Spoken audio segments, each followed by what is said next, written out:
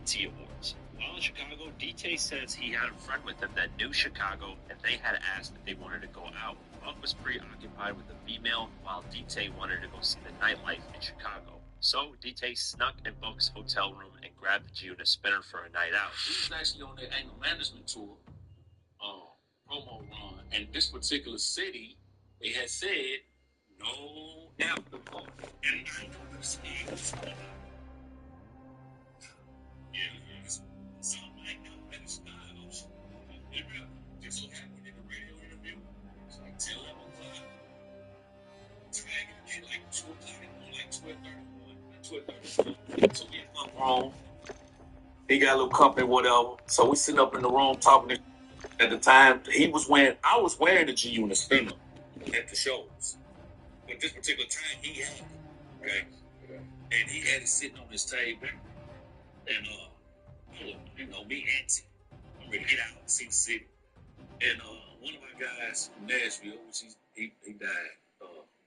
Rest in peace to little man. He said, "Hey, my cousin, stay up here. You know what I'm saying? And we can get out if you want to get out." Yeah. I'm like, man, yeah, they up in here like some goddamn statues. So come on. So he come up here and he showed me the piece. I was like, okay, he do that. Mm-hmm. So we shoot this shit. He like, yeah, it's a club. Like, you know, it's a club that we can get out. So I did. So we snapped the shit. I said, no, I need to get that chain. Because if I get that, we ain't gonna pay to get in no club. Yeah. Because they know we in the city. Yeah, you know what I'm saying? So, it's talking to Leo, so the girl called his name, and he go upstairs. Right?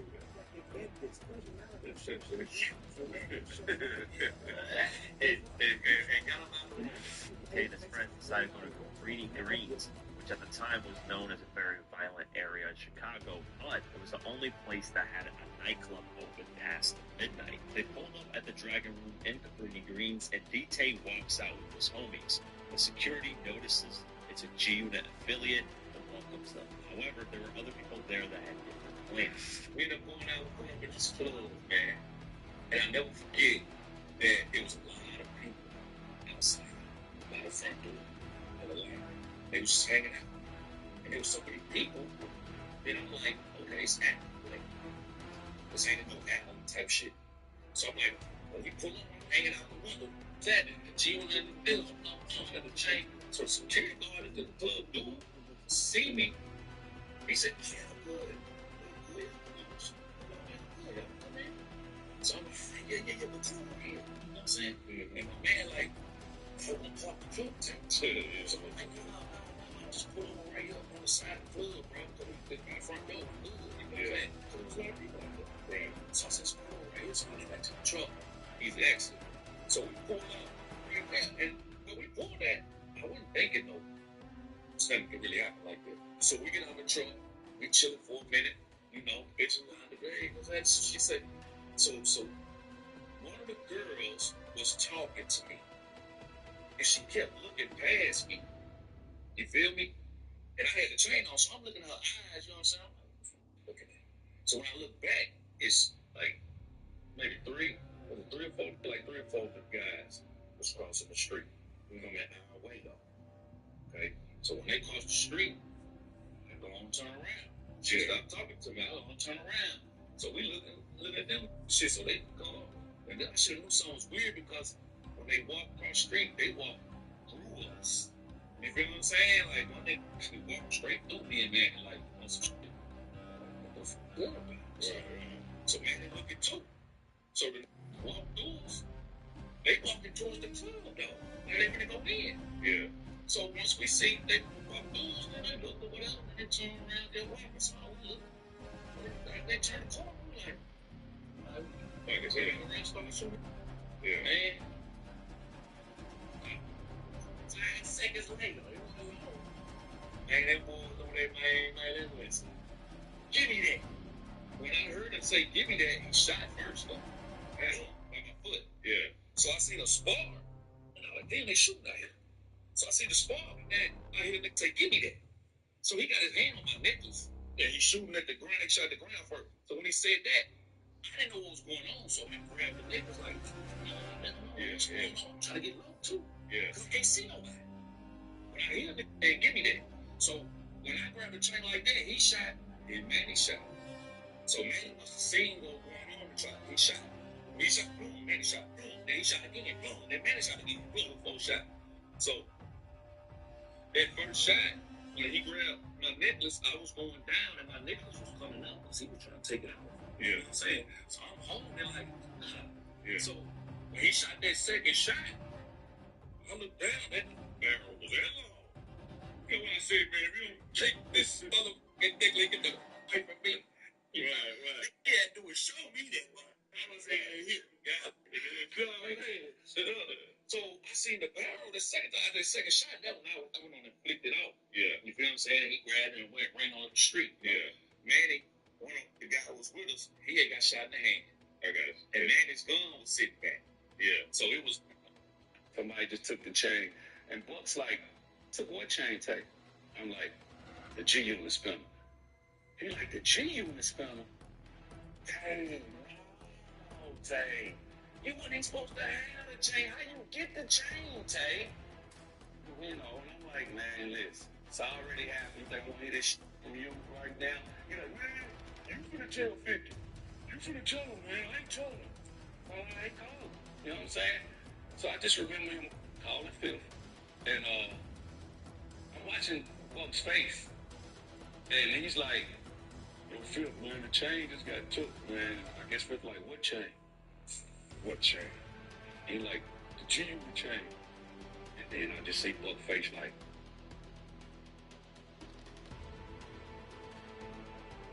I'm gonna let you talk to Tay real quick. So he gives me the phone, and Phil's like, are you alright? And I'm like, yeah. You know, they said, well, that's really all that matters, that you alright, you know. But y'all wasn't supposed to be out. Either, Tay, you know, what made you do that? I just wanted to kick you. He said, alright, it's okay, as long as you okay, it's cool. Give Buck back the phone. So, yeah, I give Buck back the phone, and all I know was they said Tay mother ass home immediately. 50 Cent, according to Spider Look, at the time didn't want to speak on the phone much about the incident. He wanted to talk to Buck in detail about it in person. He felt like there was too much street activity going on relating to the chain. He was worried about his phones being tapped by the feds. Young Buck then decided to stay in Chicago for a few days to try and retrieve the stolen chain.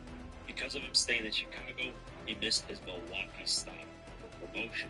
Ultimately, Buck failed to get the chain back and headed back to Atlanta.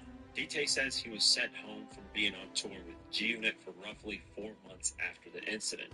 In the meantime, the people who robbed G-Unit of their chain decided to do multiple interviews bragging about the incident. And the first interview they did was with Don Diva magazine, issue 19.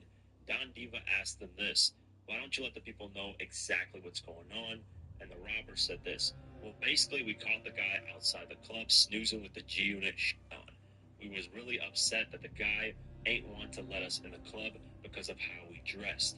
By that time, we saw these guys, and they ain't want to let them guys in either. So in the meantime, we run up on them and take the chain from them. So from that point on, of course, we flee the scene or whatever, and from that point on, we try to sell them up because it's worthless to us. The chain's worthless. So of course, I'm going to put my word in with a few guys in the street to see guys who want it. So from that point, we gave the guys the opportunity to get their chain.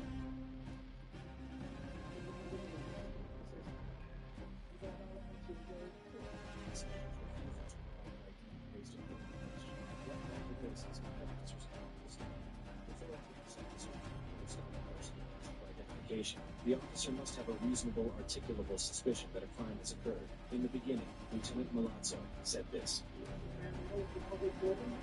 it is stated clearly that taking photographs and video of things that are plainly visible in public spaces is a constitutional right, and that includes transportation facilities, the outside of federal buildings, and police and other government officials carrying out their duties. Recording in public is not a reasonable suspicion to detain someone. I'm being detained for just taking pictures of the building. Okay. You're doing something suspicious, and we need to know who you are and why you're doing it. Okay? This is footage of Texas troops just before dawn on October 9th, 2020. International boundary dispute. Street 2 police said he hasn't run intelligence about cartel activity on Fronten Island because of corruption in Mexico. So the the equipment was brought in to strip the island of its foliage. This operation was not with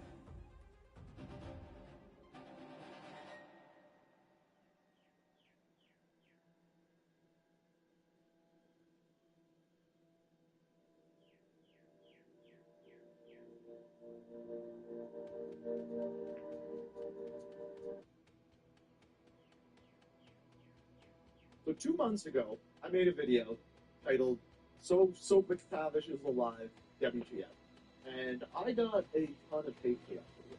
You guys said I was crazy. You guys thought it was absolutely ridiculous that I was even making a video on it. But here we are, 2 months later, and lo and behold, season 4 is afoot. And they put out one promo image, and guess who is in it? Go McDowell. That is right. They are bringing him back. Somehow from the grave. Now, let me briefly go over what I went over in that video from 2 months ago. I put it out, I believe it was like March 15th. On March 15th, I said that they put out a new bundle, or I believe it was actually a black cell operator, for Soap McTavish with the kind of insignia or description that said I wasn't in that tunnel. Now, this, of course, pays homage to Commander Philip Graves. Commander Philip Graves, of course, died at the end of Modern Warfare 2, or so we thought. At the end of Modern Warfare 2, Task Force 141 goes hunting for members of Shadow Company. Shadow Company, the main one being Commander Philip Graves, they get into a gunfight with a tank, and tank goes. Shadow Company, the main one being Commander Philip Graves, they get into a gunfight with a tank, and tank goes boom. Later, in Season 5 of Modern Warfare 2, as it turns out, we get this famous tagline from Commander Philip Graves. Heard you died in an attack in South America. I wasn't in that day. Which then, in turn, of course, told us that he did not die. So when we see this South America description for a Soap That's McTavish saying not South I America. wasn't in that tunnel, it leads us to believe that indeed Soap McTavish was not dead.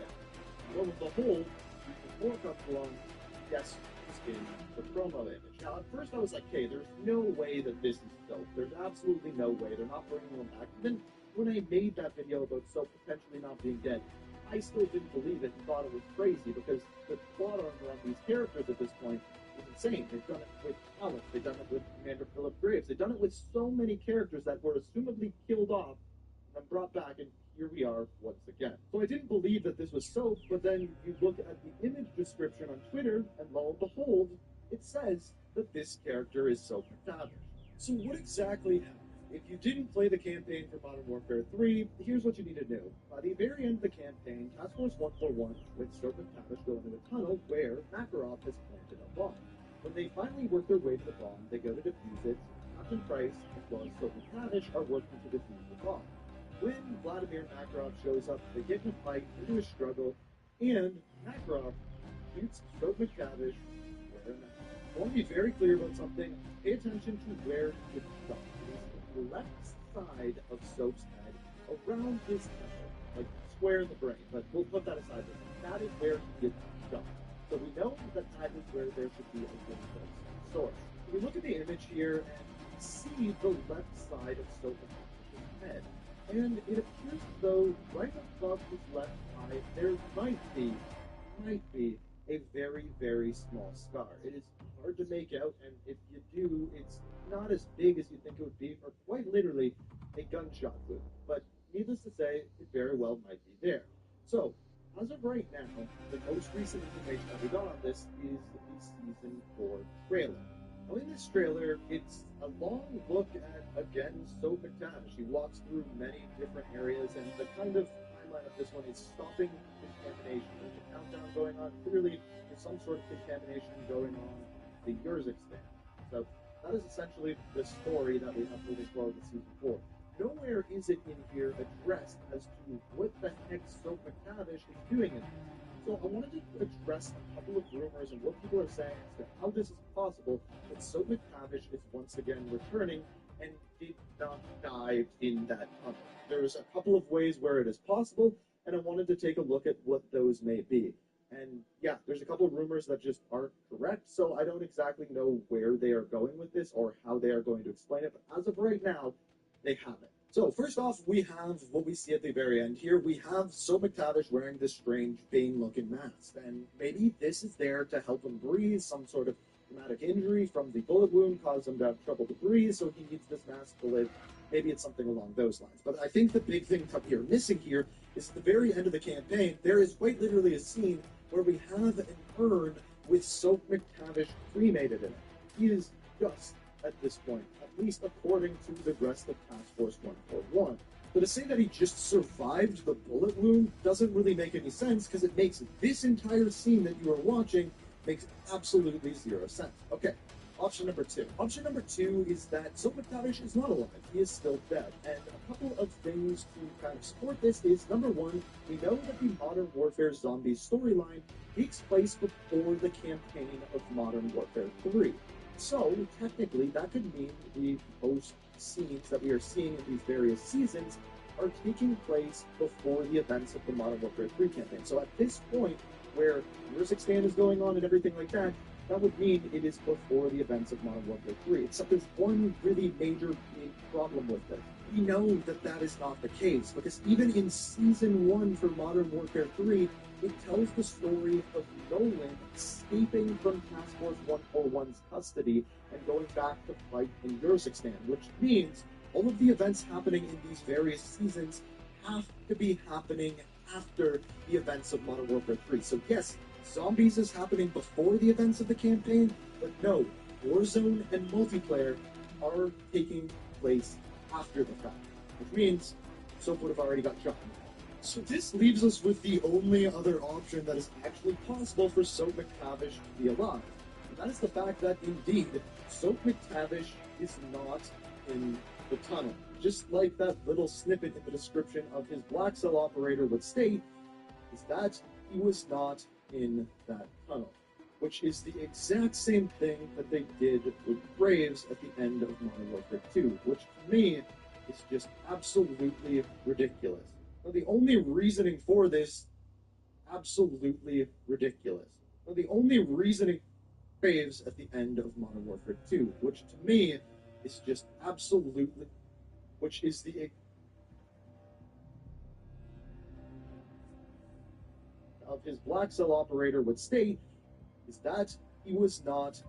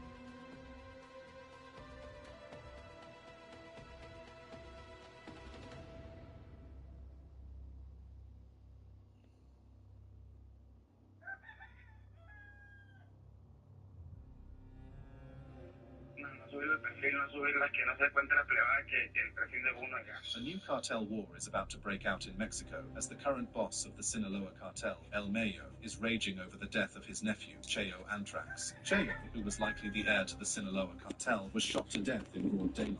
Pictures of his corpse have been circulating on social media and news pages. With the Sinaloa cartel's reputation for brutality, all eyes are now on Mexico, waiting to see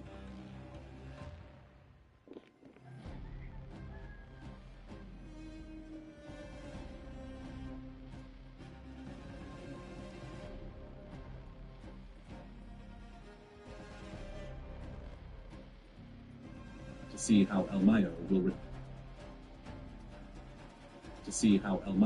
retaliate now. The country is on the brink of another era of killings and wars, and even innocent citizens will not be spared.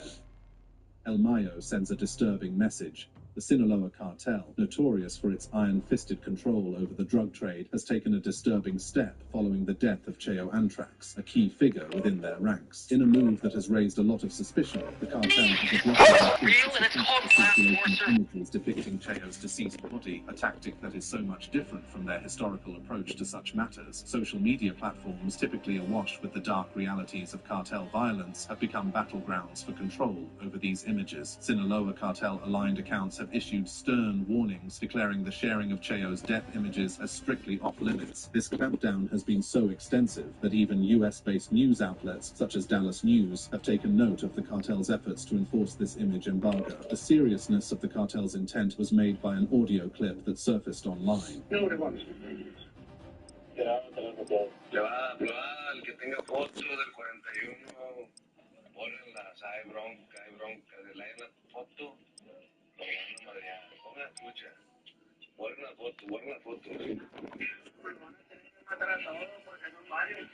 In it, a voice, presumably a cartel member, delivers a clear ultimatum: delete the images or face severe consequences. The message, translated by Energon, leaves no room for interpretation. People, whoever has pictures of the body, delete them. There's trouble, or you'll get beat. Delete the photos. They'll have to kill them all, since there's a lot of them. Don't upload it now. Don't upload it. You're up fast. We're about to get evil. These are 50 times. I know it's not anything despite the threats. Some intrepid cartel news accounts, such as Cruxhead 1469, Market Scouters, and Link MX, have defied them as warnings, posted the images that highlights the potential for the Streisand effect, where attempts to suppress information only serve to amplify it, especially on the internet, a domain notoriously resistant to censorship by powerful the peculiar nature of this embargo is even more pronounced when compared to past incidents involving the cartel. For instance, the murder of L22, a faction leader within the cartel, resulted in graphic images of his demise being widely disseminated, with no apparent effort by the cartel to prevent their spread. This lack of action stood in stark contrast to the active suppression surrounding Cheo Antrax's death. Speculation abounds as to why the Sinaloa cartel is so determined to keep images of Cheo's body from the public eye. Some suggest it may be due to his close familial ties to Mayo, indicating that a personal loss that the cartel does not typically acknowledge. Yet, when considering other family-related deaths within... Secure as much cash as you can. You are green to get greedy. Mark a drop point for your squad and lead them in.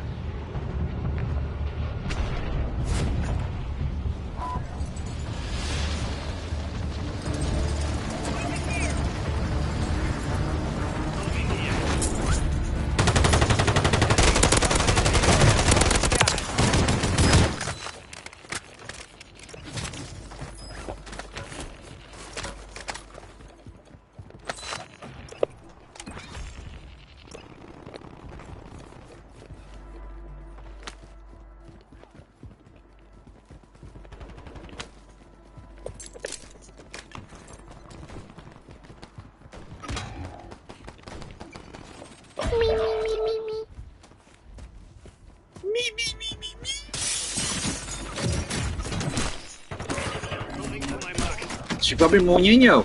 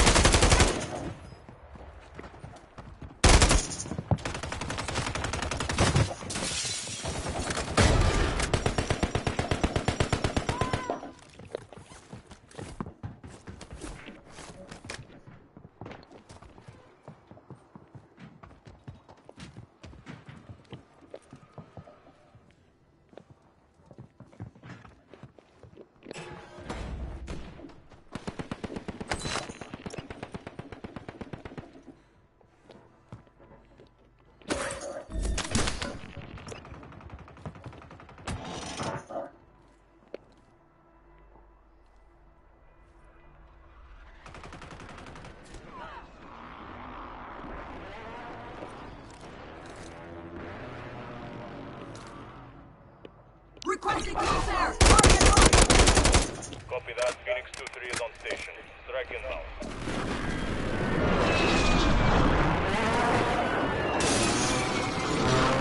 In fact, no choice.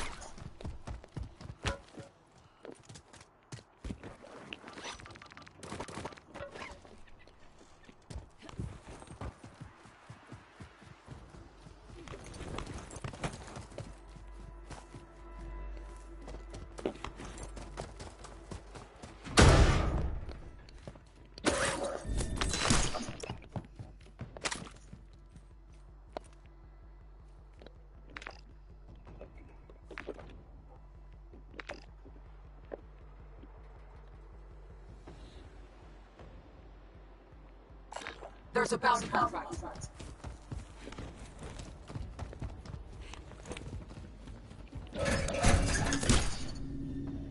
Cash dropping en route.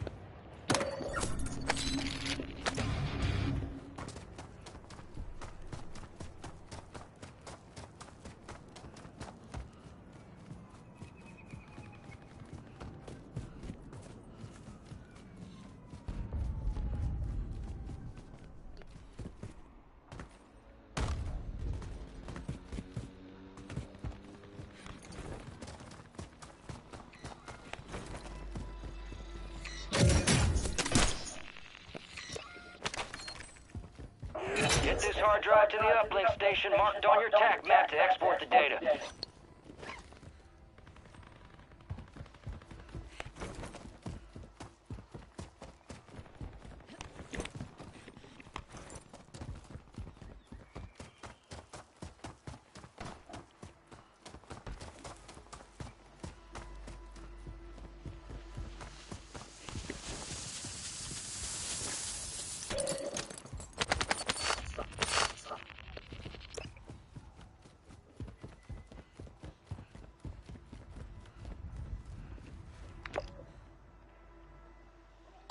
Recon contact guard.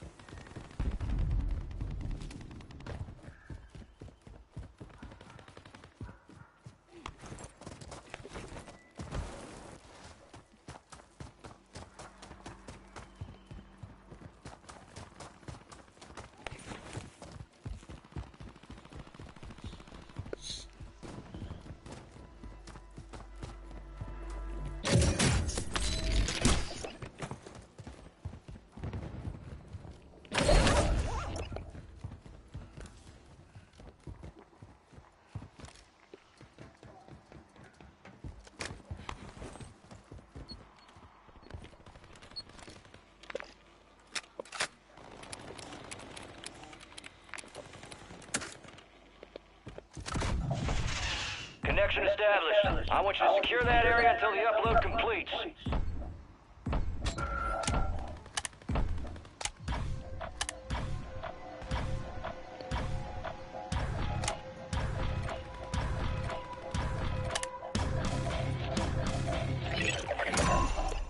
Upload is done. Solid work. Intel shows a bunker nearby. Eyes up, you hear?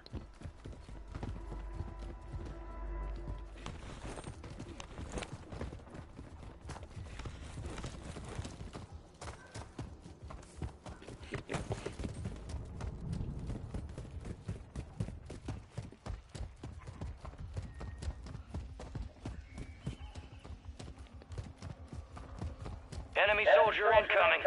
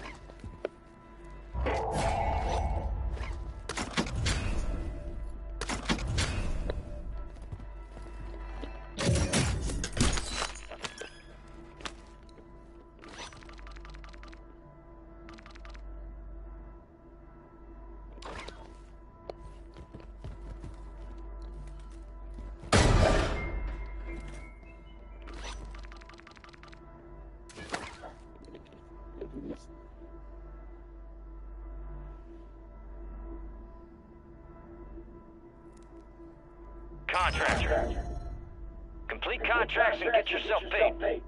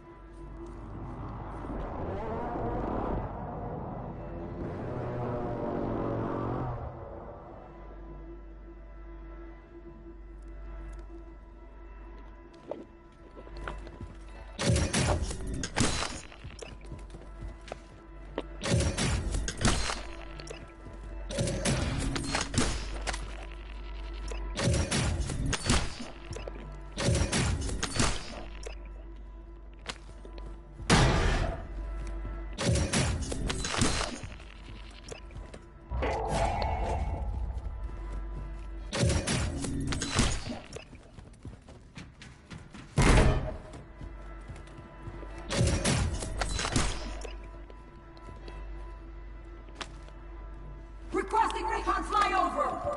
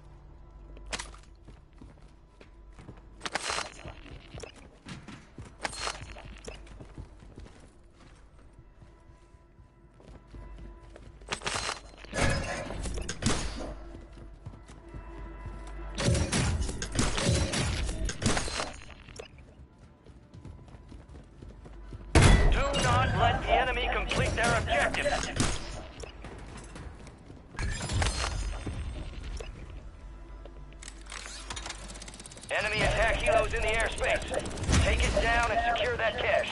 Cabron, I station here.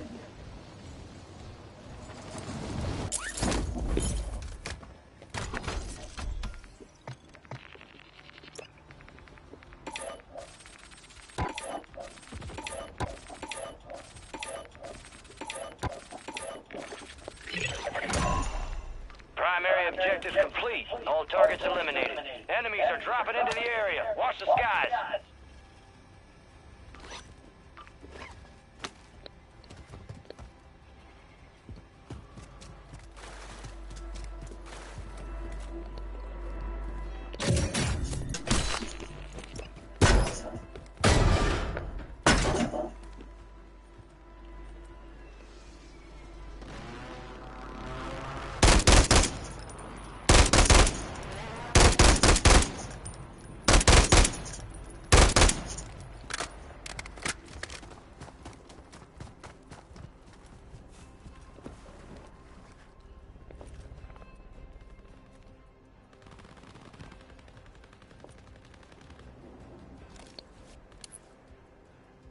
Requesting fire mission. Target marked.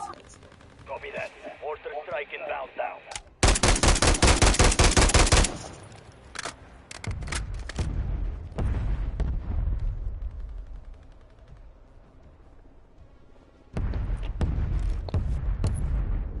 Mortar support incoming. Copy your mark. Mortar strike inbound.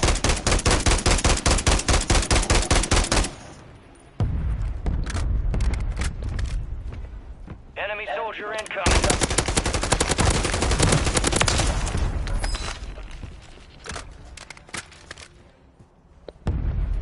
No effect on target. Requesting recon flyover.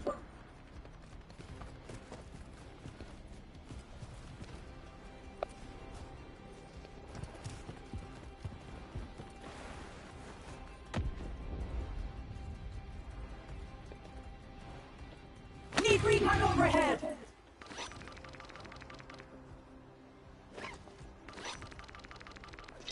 UAV is being fuel. RTB at this time. Cluster mine deployed.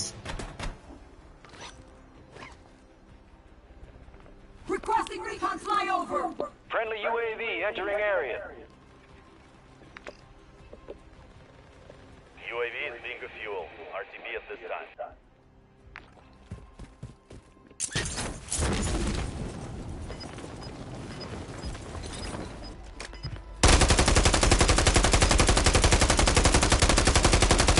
Failed the objective. The enemy secured more cash. Cartel, such as that of Luis Alberto Beltran Lopez, cousin to prominent cartel members who died in an accident, no such image embargo was enforced despite the availability of photos of his swollen corpse online. How did Cheo die? On Thursday, May 30th, 2024, a white Chevrolet Colorado 4x4 pickup truck was discovered on the side of Mexican Federal Highway 15, just south of Culiacan. The vehicle, bearing Sinaloa license plates, was riddled with bullets. The vehicle was found near a junkyard in Colonia Antorchista and El Ranchito. While initial reports indicated the attack occurred around noon, with a driver on the highway calling the emergency line at about 2:20 p.m., some sources claimed the ambush took place at the time of the emergency call. Dallas News reported that Cheo Antrax was ambushed by at least 4 individuals aboard a truck and a motorcycle, who shot him at least 15 times. SDP Noticias provided further details, stating that Cheo, the nephew of Mayo Zambada, was traveling in the Chevrolet Colorado when he was forced to pull over by hitmen in 2 vehicles. After stopping, the assailants exited their vehicles and opened fire. The precision of these details suggests the possibility of eyewitness accounts or high-resolution surveillance footage capturing the event. Inside the truck, authorities found the body of a man, tentatively identified as Cheo Antrax, slumped in the driver's seat, his left leg splayed to the right, his face partially covered in blood with multiple puncture wounds presumed to be bullet holes. Dressed in a black t-shirt, hoodie and blue jeans, Cheo was 40 years old at the time of his death. Based on information from U.S. federal intelligence, blood splatter was found on the passenger's side seat seat, with surprisingly little on the driver's side. Near the vehicle, 40 shell casings were discovered, as reported by SDP Noticias. Mega Noticias noted that firearms and ammunition were found inside the truck, though the exact location within the vehicle was not disclosed. The aftermath of such a high-profile murder typically triggers a violent response, with hitmen commandeering vehicles to create roadblocks or performing drive-by shootings at rival establishments. Radio threats and menacing banners are common, yet none of these signs of retribution have been observed in Culiacan since Cheo's death, suggesting an atypical handling of the situation by the cartel's leadership. Now, the question remains, why the sudden change in protocol? What made Cheo Antrax's death different from the countless others that have occurred under the cartel's reign? Some speculate that it may be due to his familial ties to El Mayo, suggesting a level of personal loss that transcends the cartel's usual detachment from individual members. At the ruling power of Sinaloa cartel is Ismael El Mayo Zambada, a figure as enigmatic as he is feared, a mastermind of the illicit underworld, whose strategic acumen has kept him at large for decades and has helped him get away from the police. Cheo, whose real name is Eliseo Imperial Castro, was not just another operative, he was a key player in the cartel's armed wing, Los Antrax, known for their ruthlessness and unyielding loyalty to the organization. Cheo's role within the Sinaloa as he was believed to be a close associate and trusted lieutenant of El Mayo's son, Vicente Zambada Niebla, also known as El Vicentilo. His father, Eliseo Imperial Lopez, also known as Cheo Imperial, was deeply involved in the Sinaloa cartel, and his mother was a witness to the rise of a criminal empire. Cheo Antrax's uncle, Ismael Zambada Garcia, known as El Mayo, was the leader of the Sinaloa cartel, and his cousin, Ismael Zambada Imperial, also known as Mayito Gordo, was like a brother to him. Growing up in the shadow of his father and uncle, Cheo Antrax was no stranger. Because we're from Brooklyn 6. His lifestyle dark. with his family status. He and Mayito Gordo were from an affair. At your service. Cheo and Cheo's Aunt Margarita were raised together, their lives intertwined with the cartel's operations. I'm not British. I'm a culture of narcotics, each event a lesson in the art of survival. Yeah, I'm not British, you bloody wanker. Ching Chong. Into his teenage years, Yo, you a he was to become a custodian of his family's legacy, a role he embraced with the cartel's influence as his guide. By his 20s, Cheo the Sinaloa cartel's youth. The year 2008 marked a turning point for Cheo Antrax, the cartel facing internal strife of Los Antrax, an armed. Hey, we find this one dude that was I think Chaz was helping. I mean, yeah, he was helping the customer. He was like Chinese, and he texted in the chat, "I eat cat. China's #1." Like, what the hell? Like, who needs to know they eat cat? Within the cartel was very significant. He was involved in coordinating. Well, they must tear up the pussies really good. Yo! Yo, I do. They must tear up the pussies really good, no matter the color or whatnot. But yet they impose only one pussy can have one kid at one time. Like, what kind of fucking shit is that, man? Man, that's... All stations, this is Shadow 01. Deployment to the war zone has been authorized. I agree with him now. It's true, though. I don't. Looking like a real team. So I know what type of cat he's talking about. We're talking about a horny fucking cat. Grab your shoes. No, he's not. It's on my actual pet. That's what they do there. Not all of them, but there is. They do that there. I'll see you on the other side. No, man. Plunder. Cash is your primary objective here. Alright, where's my better word? Good. intel?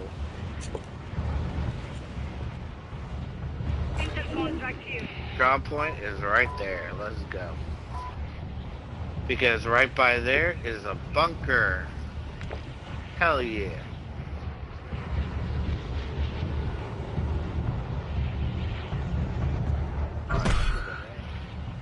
Why are we being hunted? Stay sharp. I'm honored. I'm honored too, but I don't want to die. I'm honored. Where they at? Oh, they coming. Yeah, don't come over here.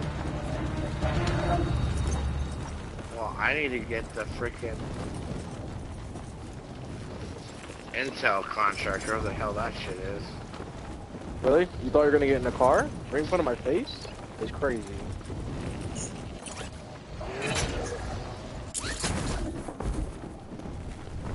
Squad mates You gotta carrying get in the critical car right in front of my intel. face. Secure It's them to the crazy. designated uplink station to transfer the data. Shut your dumb ass up.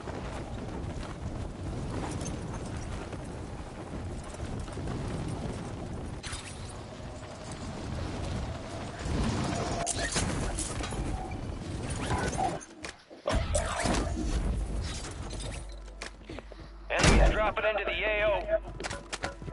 I'm over here chilling. I have $3.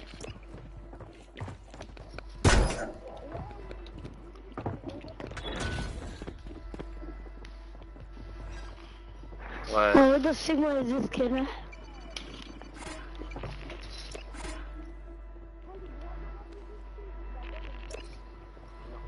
No, Santi no juega tanto.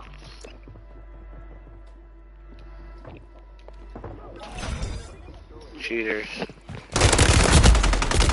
Bag. Cheaters. Every single one. Fuck this fucking game.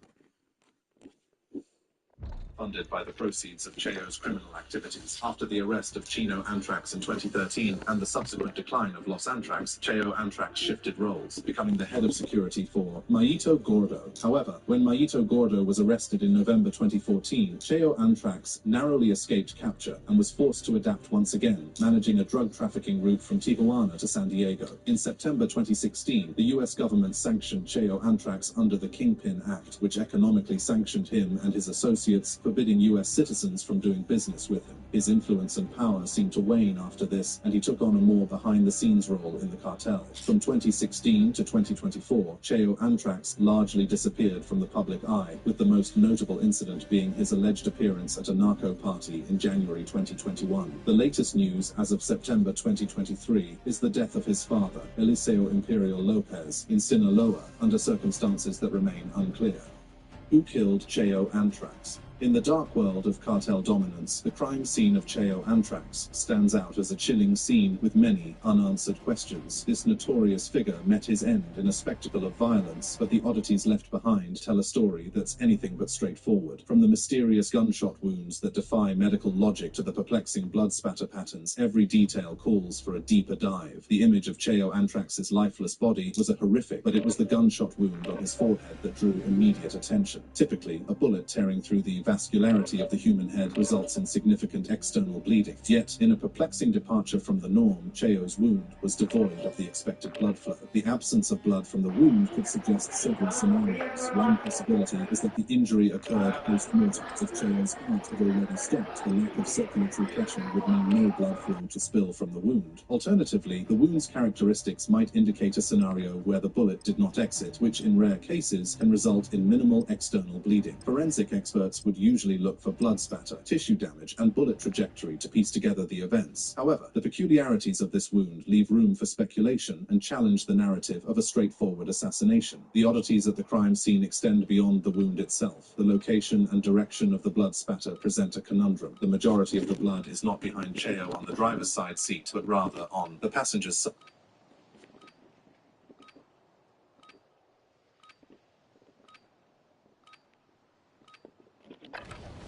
Use this time for some target practice.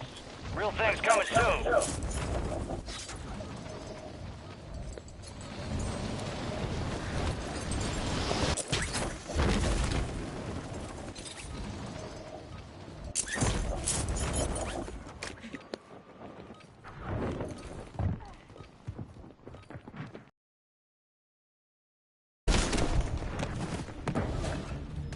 What the fuck is wrong with you fucking Chronos faggot?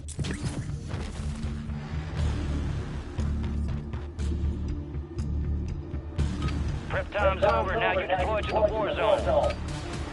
Suggesting an unusual angle of attack. This pattern of blood spatter could imply that the assailants opened the driver's side door and shot Cheo from close range, rather than shooting from the front as initially thought, given the absence of bullet holes in the driver's side window. The state of the crime scene and the resulting speculations point to a complex scenario that cannot be unraveled by mere observation of photographs. Thorough medical autopsy and forensic blood spatter analysis are essential to uncover the truth, yet the influence of powerful entities in Sinaloa. Plunder. Primary objective is to secure as much cash as possible. Go get greedy.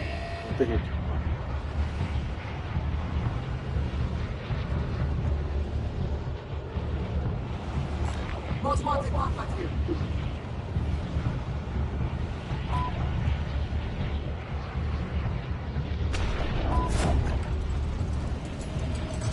All wait more to do. Let's go.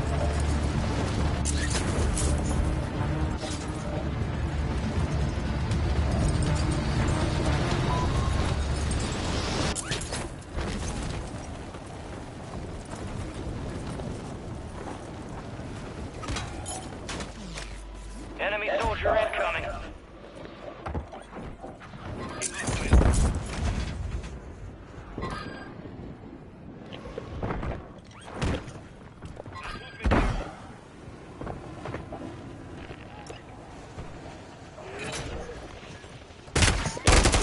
Carrying critical intel. Secure them to the designated uplink station to transfer the data.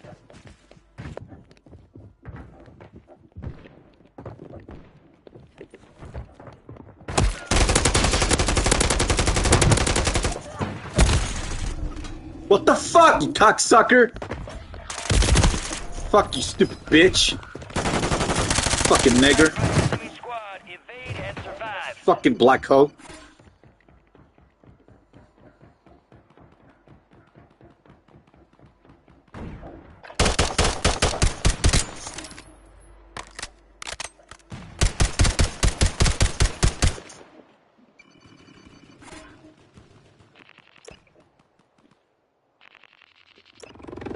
Objectivity of such investigations, the Sinaloa cartel script feature suggests that any official findings will likely echo the narrative they've.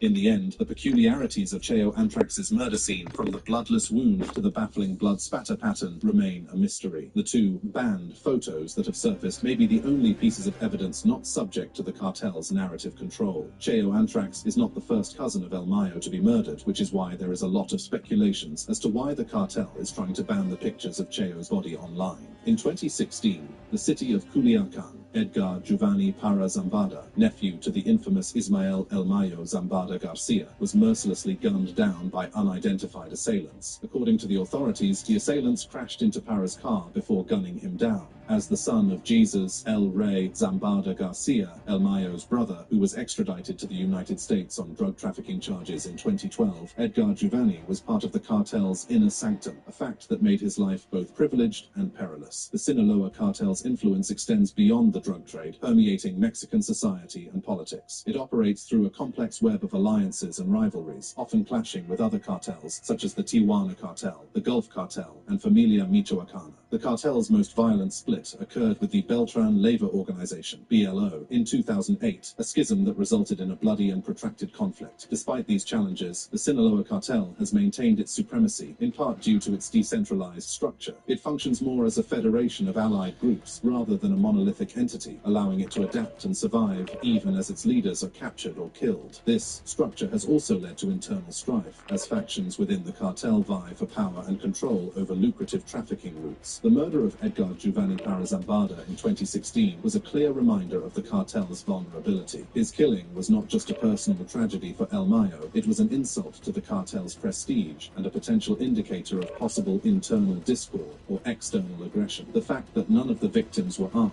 as reported by Millennium, and the discovery of over 100 shell casings from ammunition for AK-47s and 9mm pistols at the scene suggested a professional hit rather than a random act of violence. The audacity of the attack carried out within the cartel's stronghold raised immediate questions about the identity and motives of the assailants. Was this the work of a rival cartel?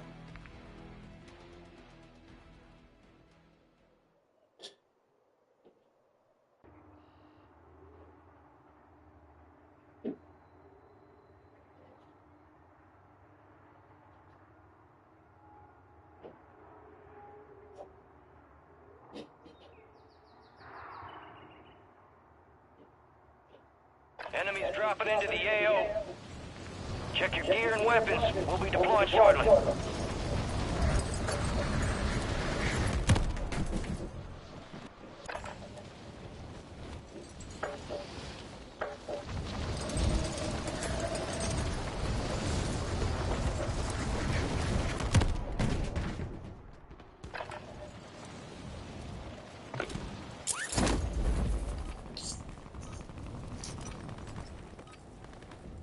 such as the Jalisco New Generation Cartel, CJNG, known for its brazen and defiant acts against government forces and competitors alike? Or was it indicative of a deeper war within the Sinaloa cartel itself, as different factions fought for power in the absence of a unifying leader like El Chapo, who had escaped from prison earlier that year? Whether or not there is a war going on in the Sinaloa cartel, the cartel has a reputation that evokes fear and power in the criminal underworld for how they handle betrayals, open confrontations, and murder deploying to the war zone.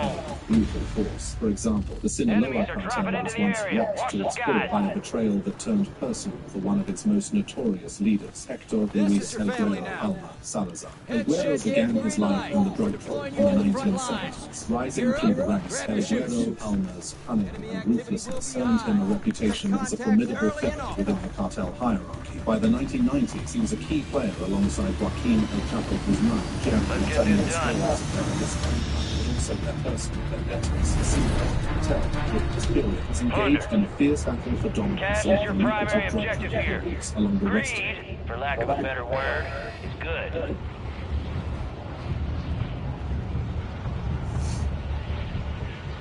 Enemies dropping into the AO.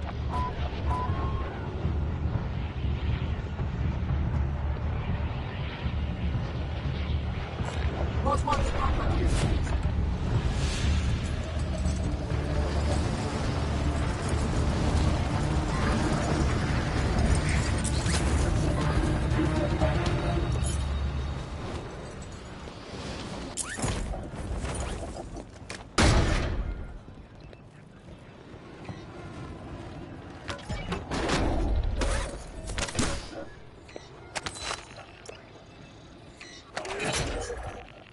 There's a bounty on your head. Eliminate enemies and secure supply caches to get rid of it.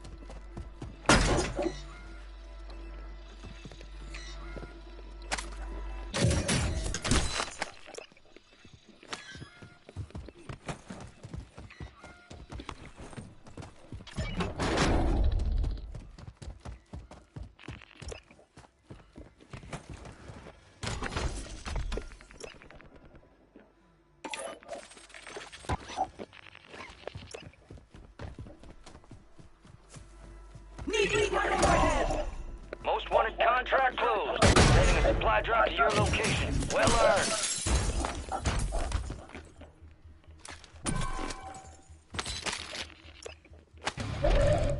Intel shows a bunker nearby. Eyes up, you hear? Calling in a counter UAV. Solid copy. Counter UAV is blocking enemy recon.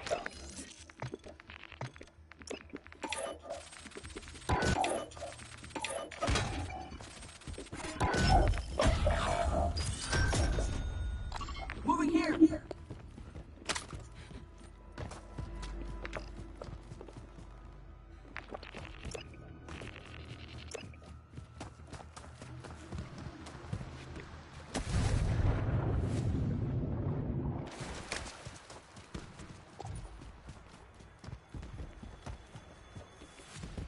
UAV is being fuel. RTB at this time. Counter UAV is returning to base.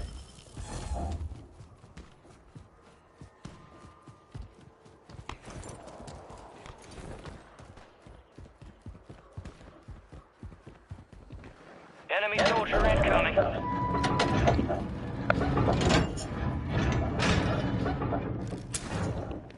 Planting cluster mine.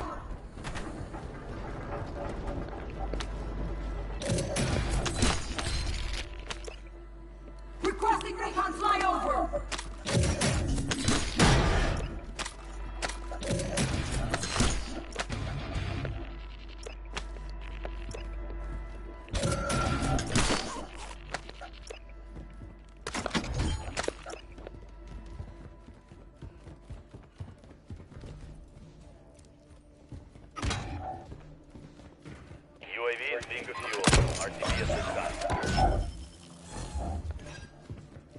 Enemy UAV overhead. Be advised, gas drop is inbound.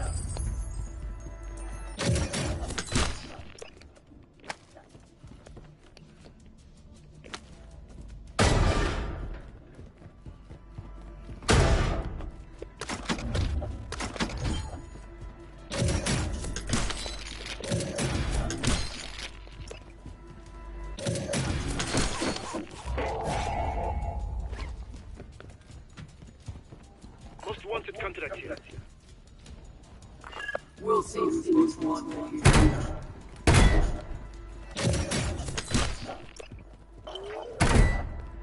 Your squad mates marked as a most wanted target. Kill enemies and secure supply caches to help take the bounty off their heads.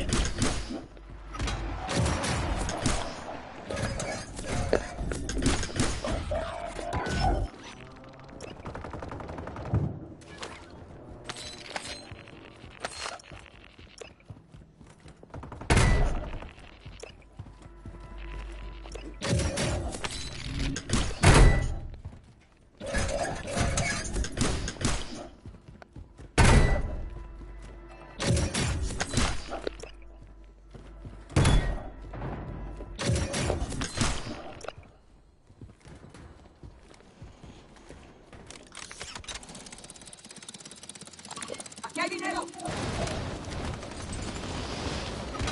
I see an enemy.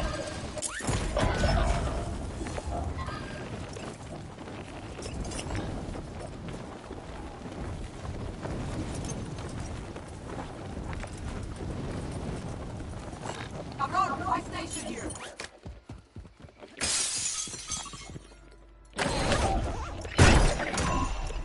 Friendly UAV entering area. You kept your squad mate protected. Contract complete.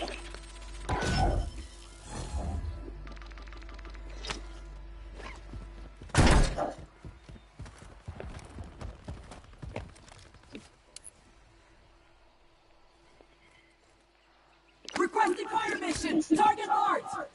Copy that. Mortar strike inbound now.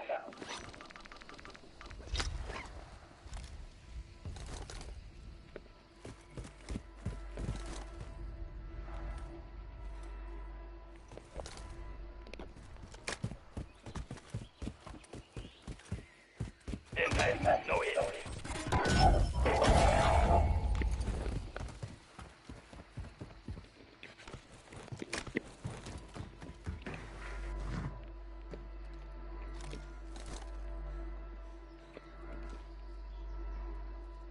Target area marked. You're clear, hot.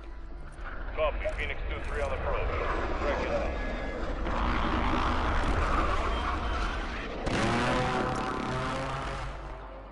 Shots missed. Requesting close air. Target marked. Copy that. Phoenix 2-3 is on station. Strike inbound.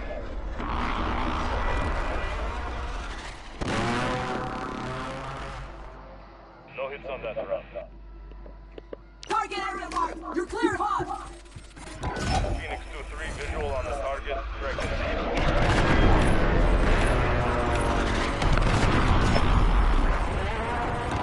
Impact. No joy.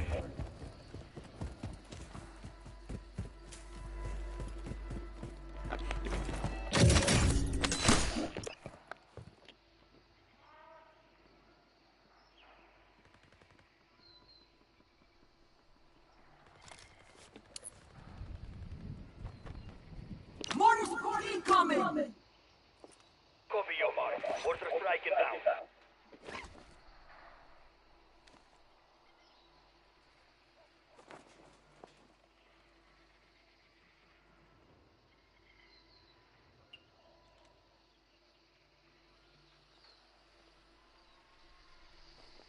No hits. Shots missed. Requesting fire mission. Target marked. Solid copy. Mortar strike on the way.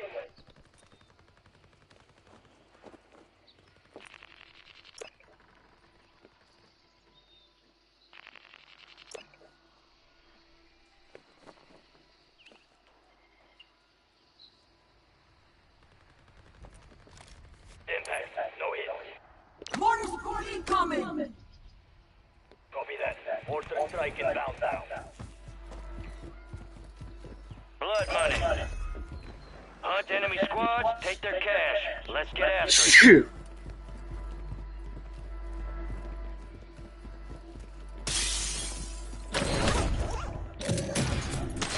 No hit. Shot missed.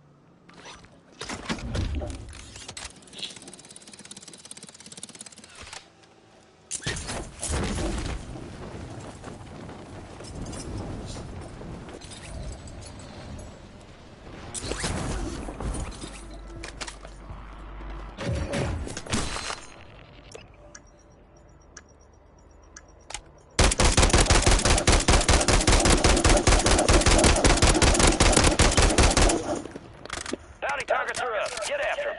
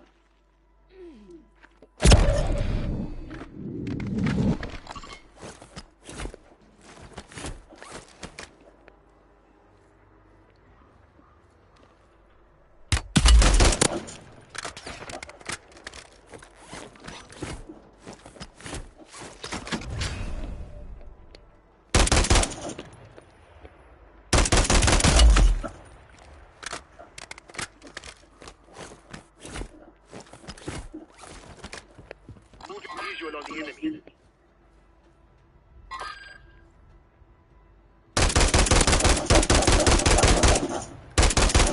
Got movement.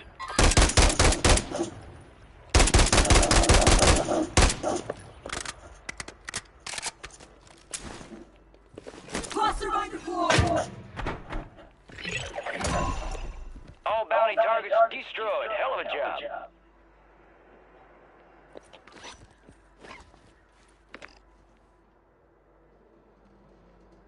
Cabron, my station here!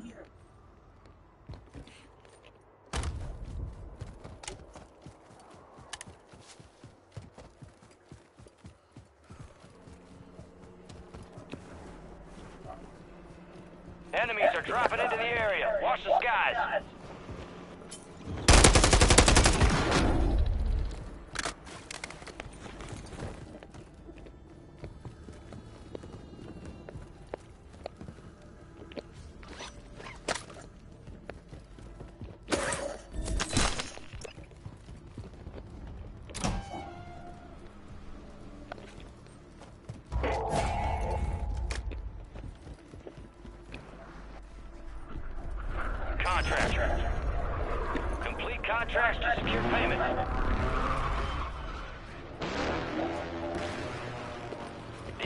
attempting to exfil. Move to intercept.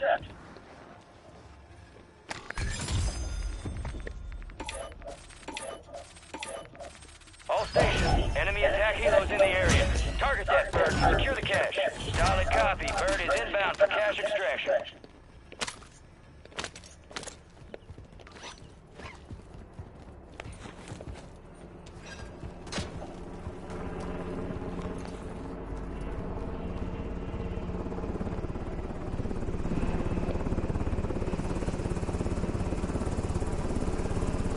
Bag set.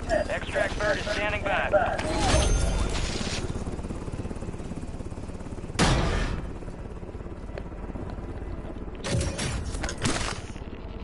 Arbor pouch here.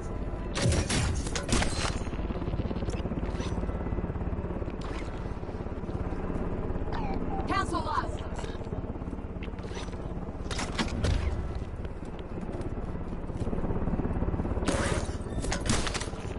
Cache secure. Extract bird is RTB at this time.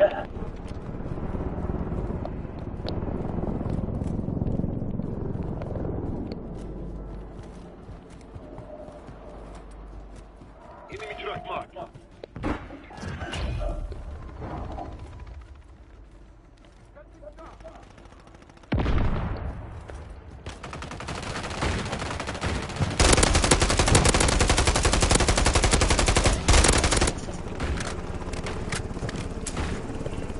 Planting cluster mine.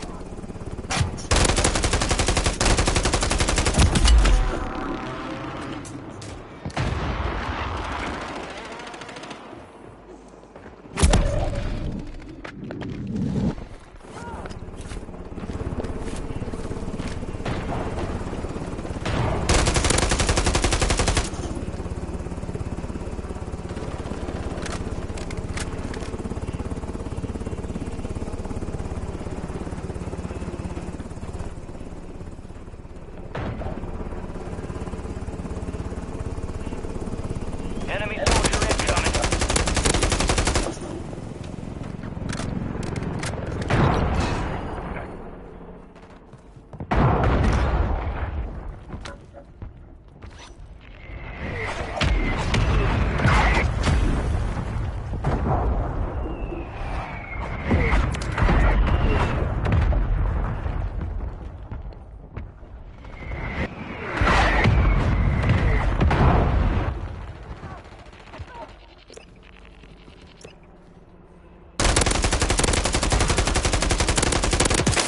How dare I say?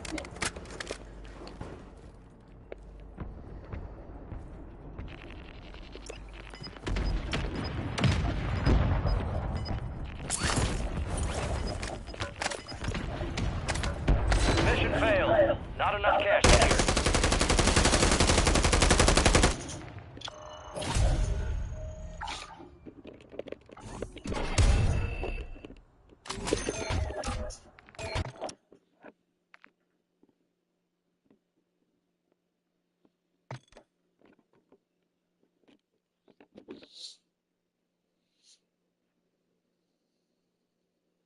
Border of Mexico. The Tijuana cartel, led by the Arellano Felix brothers, was their primary rival, and the animosity between these two factions was marked by escalating violence and bloodshed. In a treacherous move that would shock even those accustomed to the cartel's brutal standards, the Tijuana cartel infiltrated the inner circle of the Sinaloa leadership. A Venezuelan hitman, Rafael Clavel Moreno, seduced El Guero Palma's wife, Guadalupe Leja Serrano, turning her against her husband. In a gruesome act of psychological warfare, Moreno murdered Guadalupe and sent her severed head to Palma in a refrigerated box, a message that the war between the cartels had taken a deeply personal turn. The horror did not end there. In a chilling follow-up, Palma received a videotape showing his innocent children, 4-year-old Natalie and 5-year-old Hector, being thrown off a bridge in Venezuela. The loss of his family was not just a personal tragedy for Palma. It was a declaration of war, one that would unleash a wave of retribution, the likes of which the criminal underworld had rarely seen. The Sinaloa cartel's response to the brutal murder of Palma's wife and children was swift and savage. The Venezuelan hitman responsible, Rafael Clavel Moreno, met a violent end, as did his 3 children and 3 other Venezuelan accomplices who were found dismembered in a ditch. The Tijuana cartel's lawyer and 4 members of the Arellano family were also killed in the ensuing vendetta. This brutal campaign of retribution lasted at least 5 years, and the full extent of the bloodshed remains shrouded in mystery, with countless lives lost in a seemingly endless cycle of violence. The Sinaloa cartel's message was clear: no atrocity against their own would go unanswered, and their vengeance knew no bounds.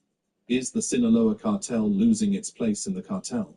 The capture of a kingpin does not dismantle a cartel. Instead, it reveals the depth of its roots and the breadth of its influence, both of which ensure its enduring presence on the world stage. The capture and extradition of Joaquin El Chapo Guzman to the United States in January 2017 was a life-changing event for the Sinaloa cartel. However, the anticipated chaos did not ensue. Instead, the cartel's operations persisted without a hitch. Ismael El Mayo Zambada, El Chapo's seasoned confidant, assumed control, and the cartel's influence continued to spread across the globe. El Mayo's ascent to the top is not only filled with new force, but one of clever negotiations and strategic alliances, traits that have cemented his status as a mentor to the time. El Mayo's leadership style starkly contrasts. Into the AO. Fire! I'm on your side!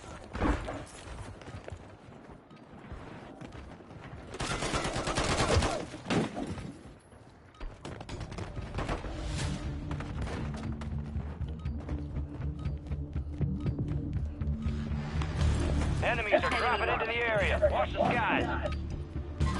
Playtime's over. Stand by for deployment to the war zone.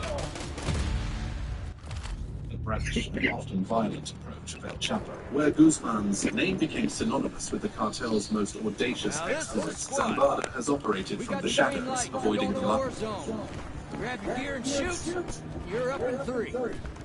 Enemy activity will be high. Expect contact early and often.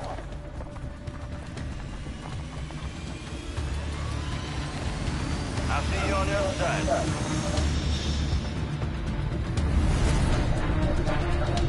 Plunder.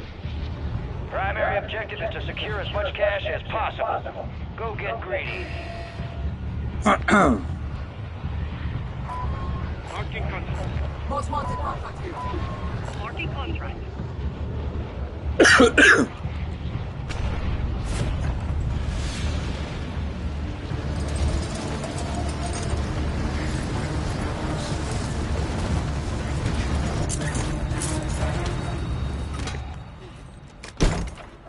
Enemies dropping into the AO.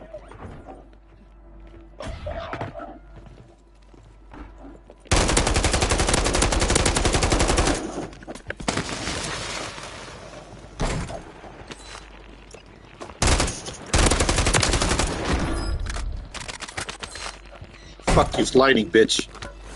Go fuck yourself. Next time, do better. Wanted target. Kill enemies and secure supply caches to close the contract on your head.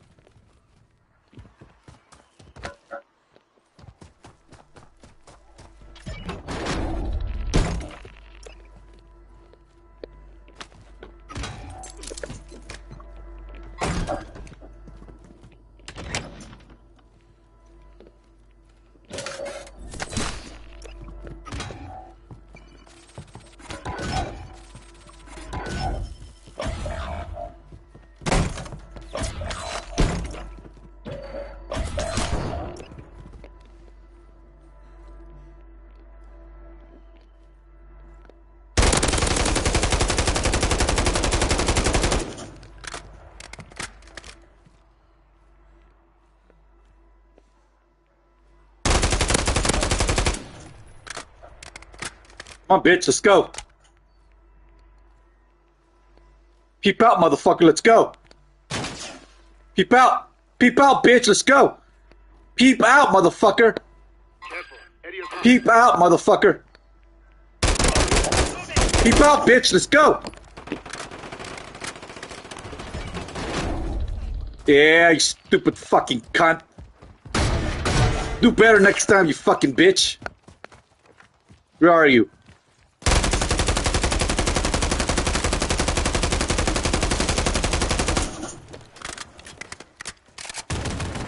Need pistol rounds.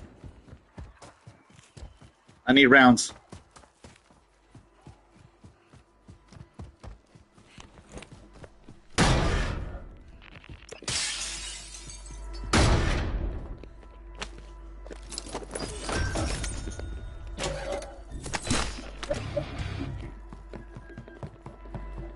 Need recon overhead. Most wanted contract closed. Supply drops inbound on your location. Good work.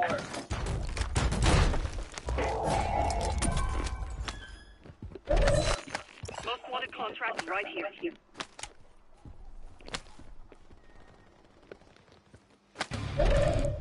Intel confirms there's a bunker near your immediate location. Eyes up, soldier. Copy. Counter Your squad mate is a most wanted target. Eliminate threats and secure supply caches to reduce the time in the contract.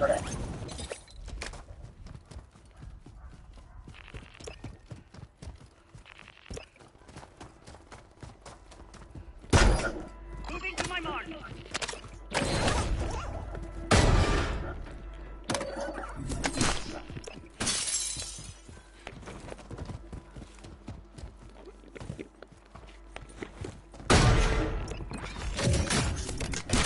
Be advised, UAV is exiting the AO.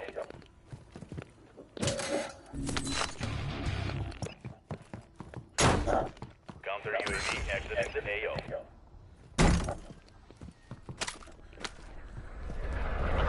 Calling in counter UAV. Solid copy. Counter UAV is blocking enemy recon.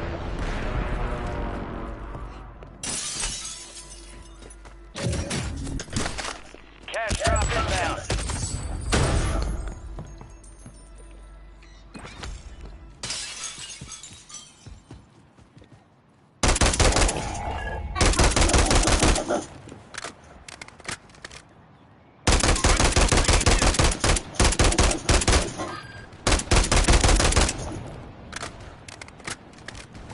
Need pistol rounds. Requesting close air. Target marked. Copy. Phoenix 2-3 on approach. Strike inbound. Counter UAV.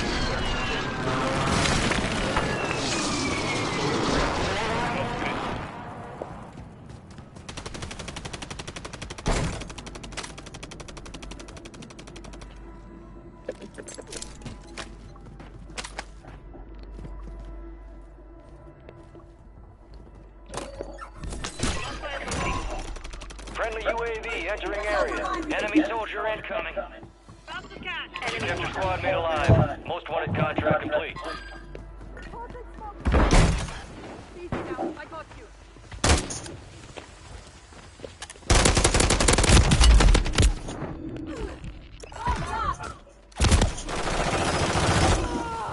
Grenade out! I'm not leaving you behind.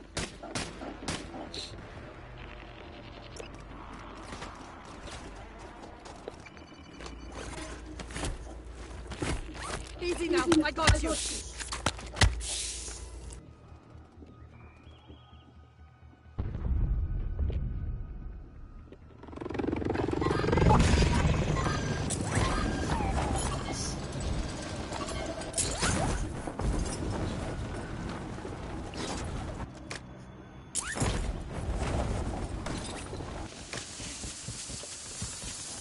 Enemies are dropping into the area. Watch the skies.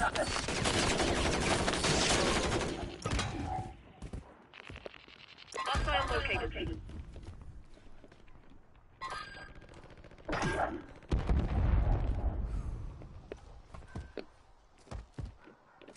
Enemy movement.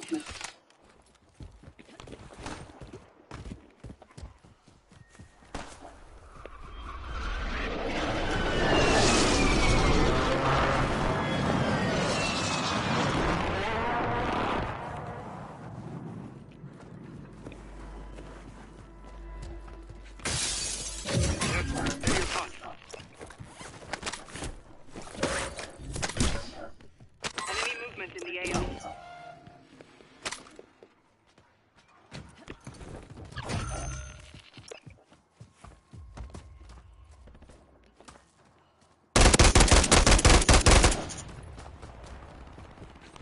Intel contract here.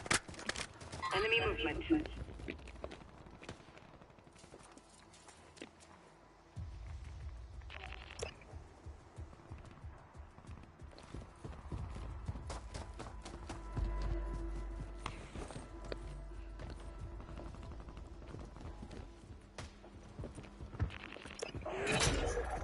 Enemy soldier incoming. Your squad mates carrying critical intel. Secure them to the designated uplink station to transfer the data.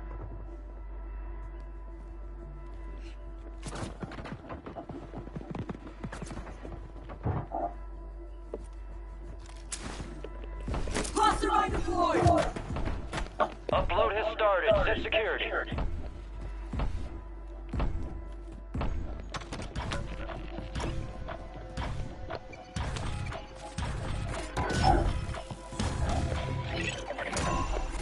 Upload finished. Contract complete.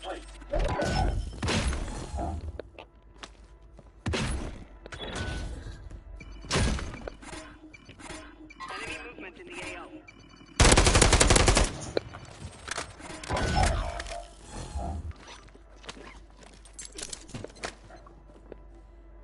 Enemies are dropping into the area. Watch the skies.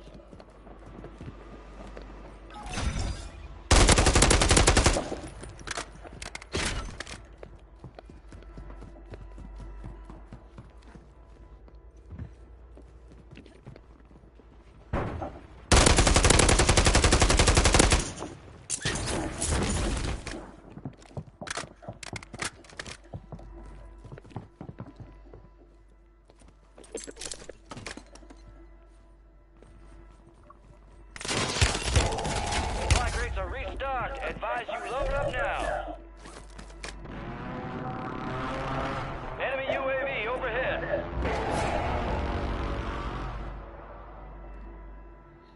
Acá enemigos! Crack that! Cancel that!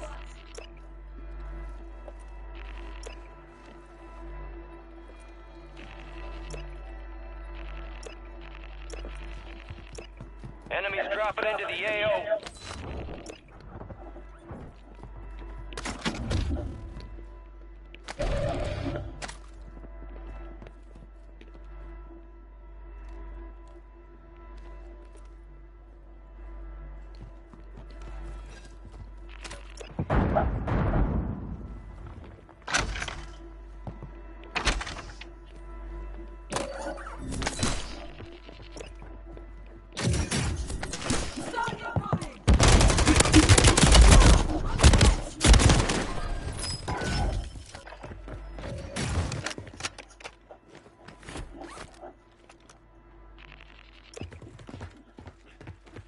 Fucking niggers. It wasn't fucking worth it. God, And subsequently, the law. His ability to remain a ghost in the machine, eluding capture for decades, speaks volumes about his deep understanding of the clandestine nature of the drug trade and the importance of maintaining a low profile.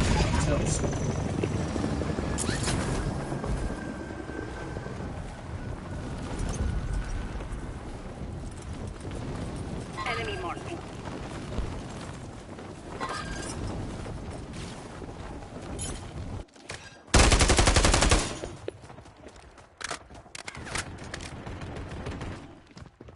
Enemy soldier incoming.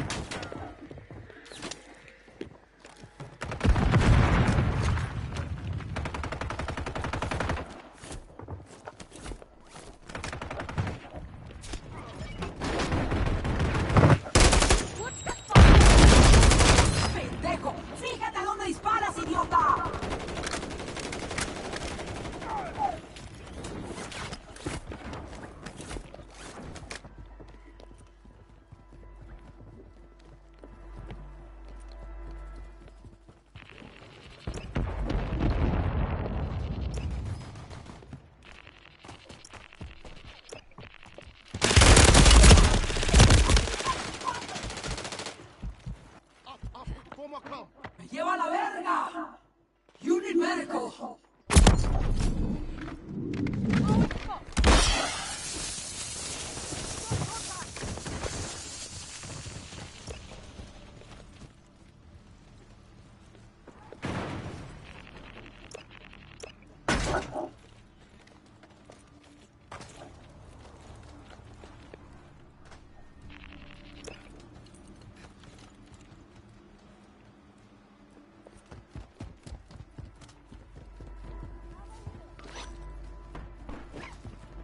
Action balloon here. Moving to my mark. Armor pouch marked.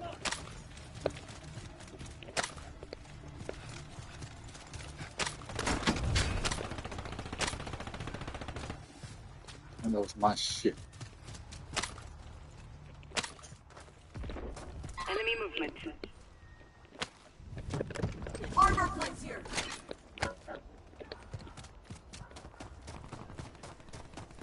Bring the Plunder on this way.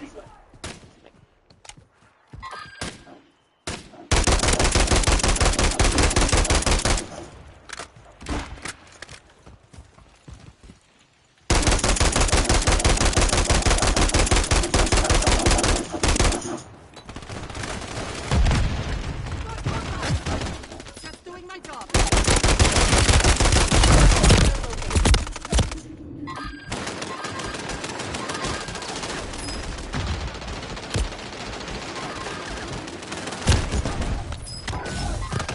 Fucking niggers, bro. Shoot that fucking cocksucker, fool! Holy shit.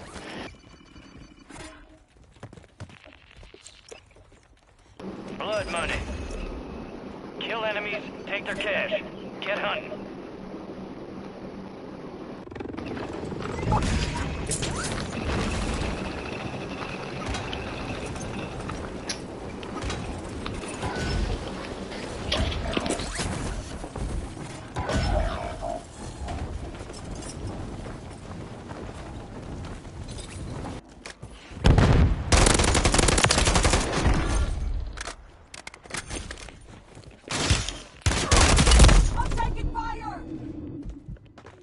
Right there, right there. Cocksucker's right there. Cocksucker's right there. Cocksucker's right there.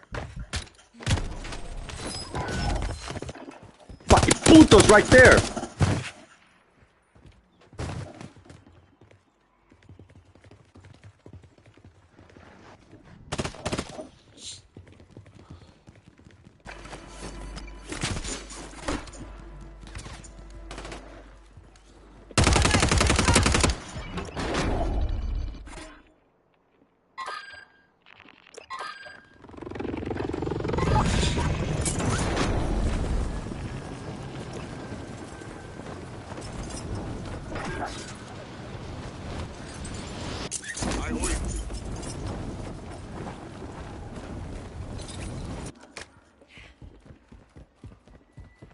Enemies are dropping into the area. Watch the skies.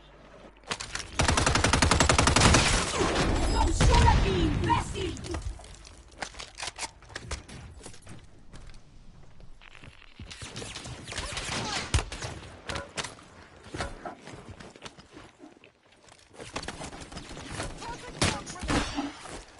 Enemy movement. Dropping ammo here.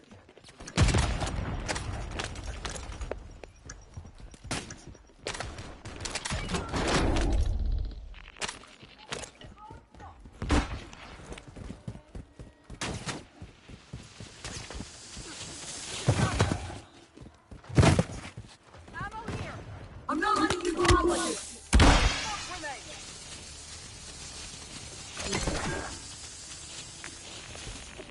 Gas sources are worth twice as much now.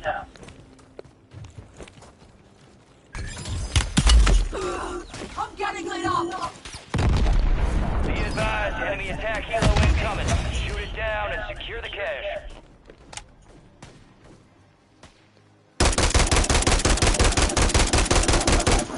Moving here.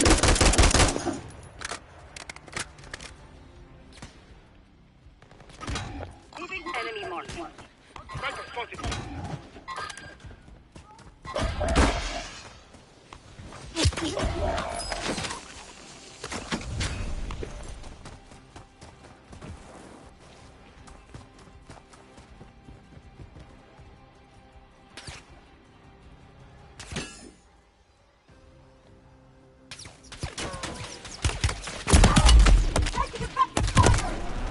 What the fuck, cocksucker?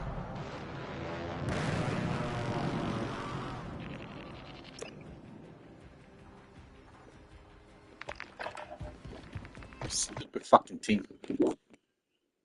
Under El Mayo's stewardship has been likened to a federation, a coalition of semi-autonomous groups working under a common banner, rather than a rigid top-down organization. This decentralized model has allowed the Sinaloa cartel to weather the storm of El Chapo's absence, with various factions operating independently yet cohesively to maintain the cartel's dominance in the drug market. Joining El Mayo at the helm are Guzman's sons, known collectively as Los Chapitos. Ivan, Archivaldo, and Alfredo Guzman have inherited their father's legacy, and with it a share of his empire. Their roles within the cartel have been pivotal, particularly in maintaining control over the local drug distribution networks and the cartel's arsenal. The Chapitos have managed to assert their authority, quelling dissent and overseeing the cartel's street-level operations with a firm hand. The transition of power following El Chapo's capture was not without its challenges. A violent succession battle erupted, pitting the Chapitos against Damaso Lopez Nunez and his son, leaders of a rival faction within the cartel. The eventual arrest of the Lopez-Nunez duo signaled the end of the power struggle, solidifying the Chapitos' position and reaffirming the cartel's unity under the combined leadership of El Mayo and the Guzman siblings. The Sinaloa cartel's operations have continued to evolve in the post-El Chapo era, with a sustained focus on diversification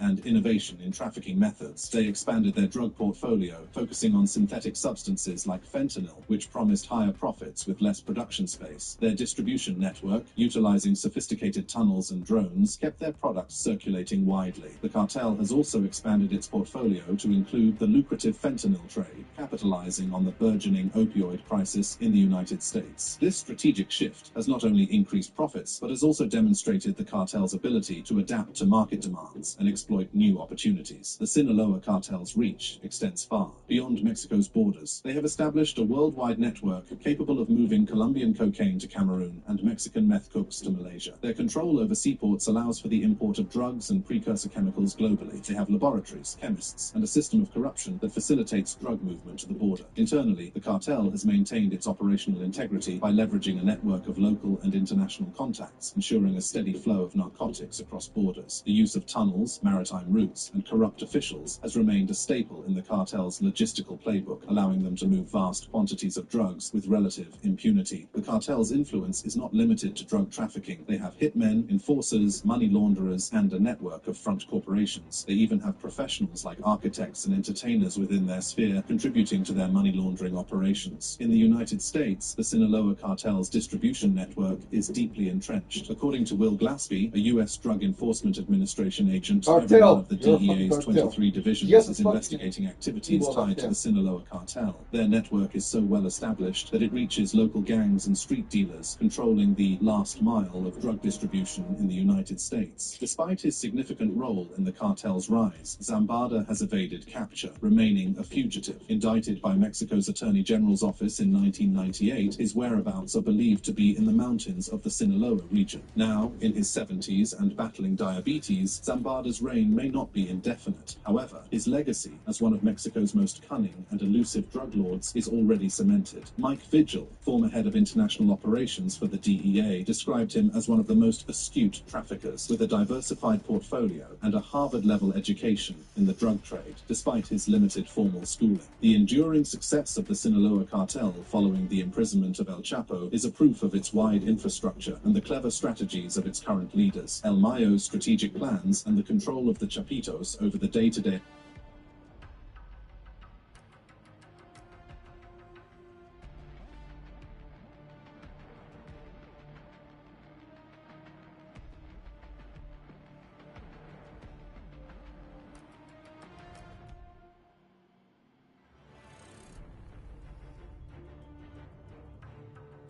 para luchar contra la pobreza y para All politicians in Utah are mixed when it comes to this.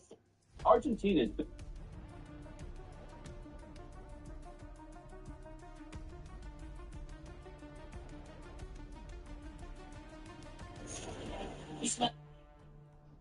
Sniping in Warzone is one of those things.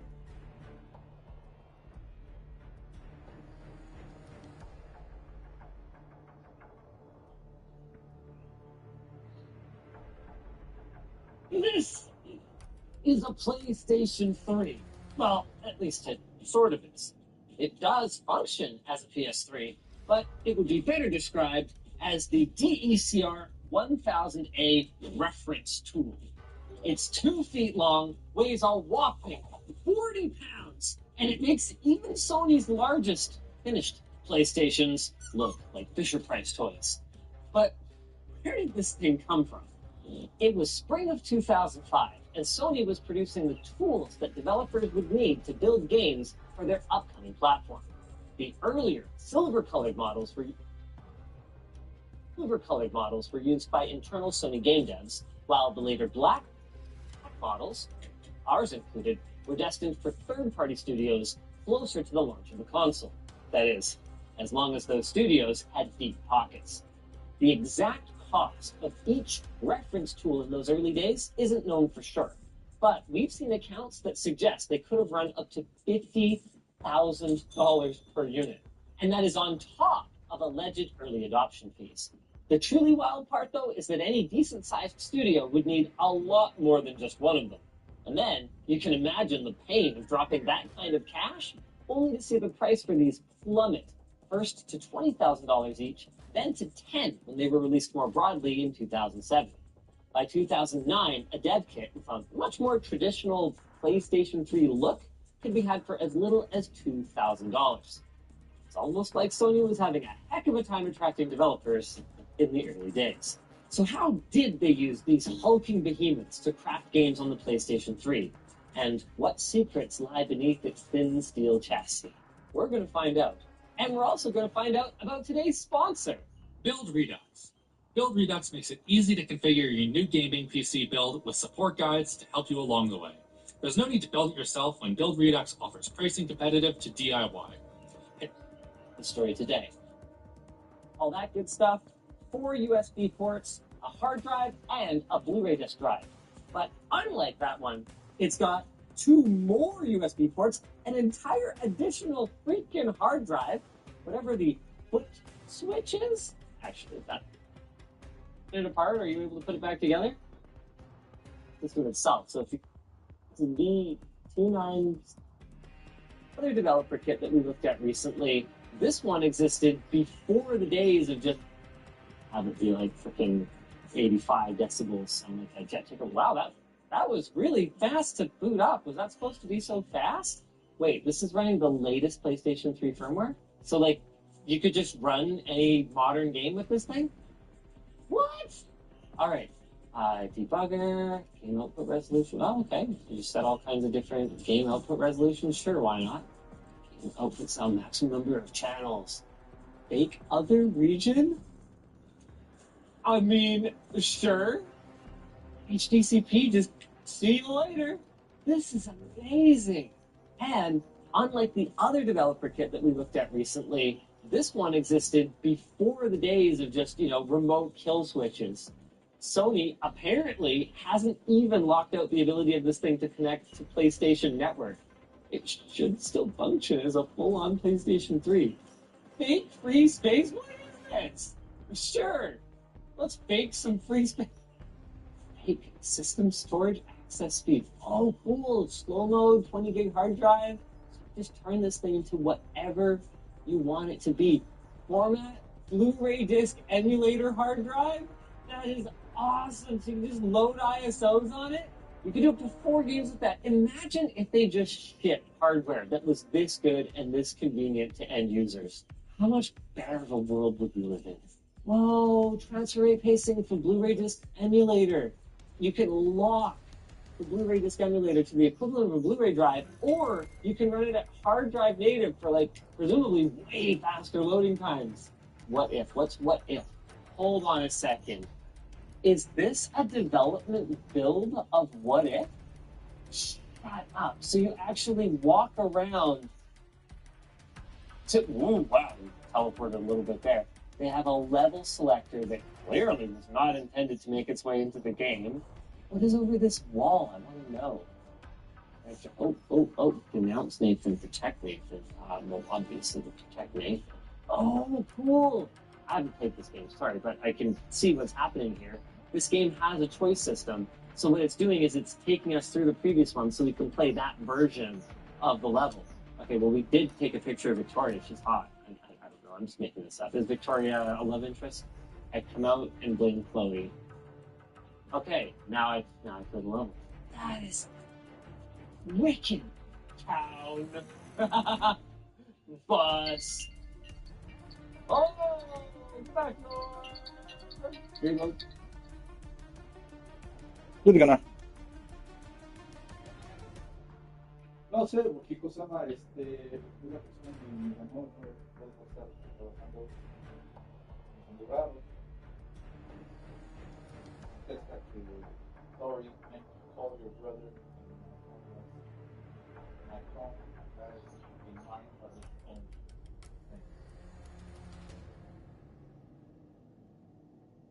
Lo que tú sabes es de cosa más de, creo que es de cosa más de cosa más de ese, el shop del Body, Dwayne, creo que es Dwayne. Creo, no sé, pero tú me dices. Vale, pues. Come on. Come on. Bye.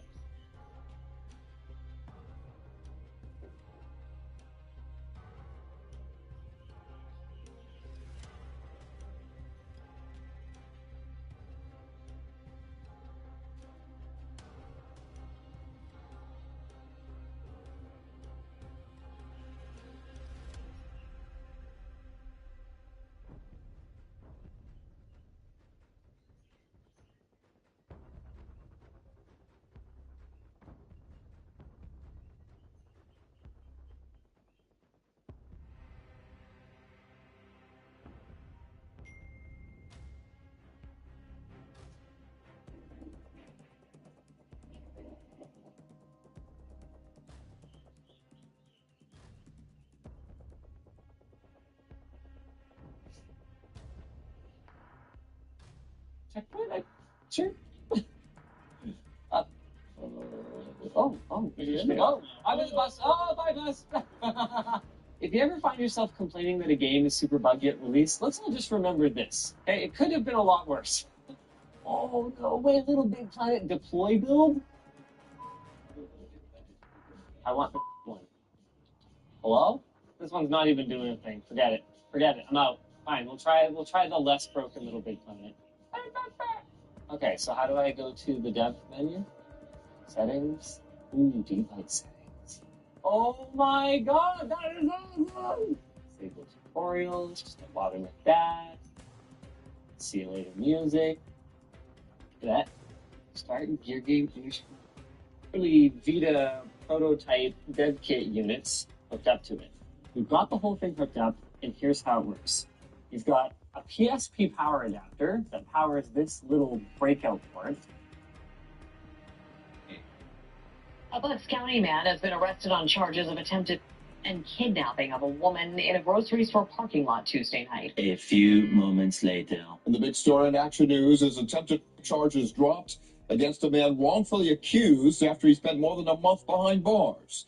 Tonight, a 20-year-old Bucks County woman said she lied about the attack after police said her story didn't add up. You're looking at the man who was facing life in prison, but the police investigated and found out that the woman was a liar.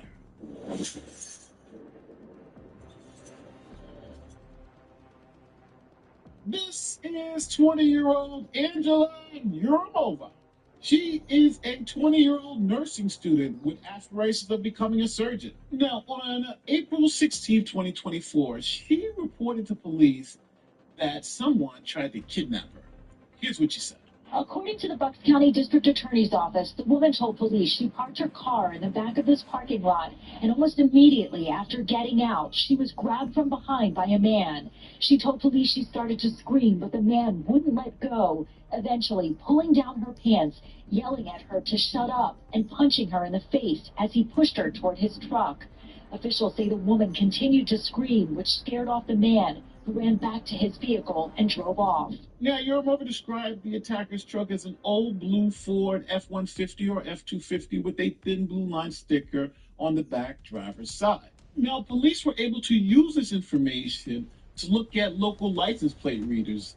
And in the system, they were trying to figure out, were there any Ford F-150 or F-250 trucks in the area at the time of the alleged assault. Police then got a hit on the system that there was a Ford F-250. In a stunning twist of events, of 50 traveling at a nearby intersection around the time of the assault. And even more lucky for the police, they were familiar with the vehicle and the person who owned the vehicle. His name was Daniel Pearson. And even worse, the police saw that Daniel Pearson's physical description matched the description that the victim was giving to police. So Daniel Pearson was arrested on multiple felony charges. A Bucks County man has been arrested on charges of attempted and kidnapping of a woman in a grocery store parking lot Tuesday night. It happened outside the Red News on Lincoln Highway in Middletown Township. So after the arrest, police continued to investigate, and things just didn't add up. For instance, there was surveillance footage of the area, and when police looked at the surveillance footage, they didn't see any alleged attack or any suspicious activity occurring at the reported time. Then police looked at Yurimova's GPS on her phone, and it revealed that she wasn't even in the parking lot at the time she claimed the incident occurred, or at least her phone wasn't. And then her identification of Pearson and his blue F-150 truck, well, come to find out, she had seen Pearson before and just randomly named him as her attacker, even though he had nothing to do with it because she felt he was creepy. Saying she named him because she had seen him and his truck in the shopping center previously and thought he was, quote, creepy. So police eventually called Yurimova in and said, hey, listen, girl, none of this makes sense. It seems like it's all a lie. And then Yurimova admitted to making the entire incident up. The complaint states that shortly after his arrest, officials received information from Pearson's family that warranted further investigation. So detectives reviewed surveillance video and found at no point in the video did Pearson's truck travel through any part of the path Yurimova claimed the vehicle took. Yurimova was called to the DA's office for questioning last Thursday, and because of more inconsistencies in her story, she was called back in on Friday. That's when the complaint states Yurimova admitted that she had lied about the entire incident and that no assault occurred. Yurimova said she had seen Pearson in his truck before in the parking lot of her old job and that he was, quote, creepy. All charges against Pearson have been dropped. Now, even though Pearson was eventually released, he had spent over a month in jail.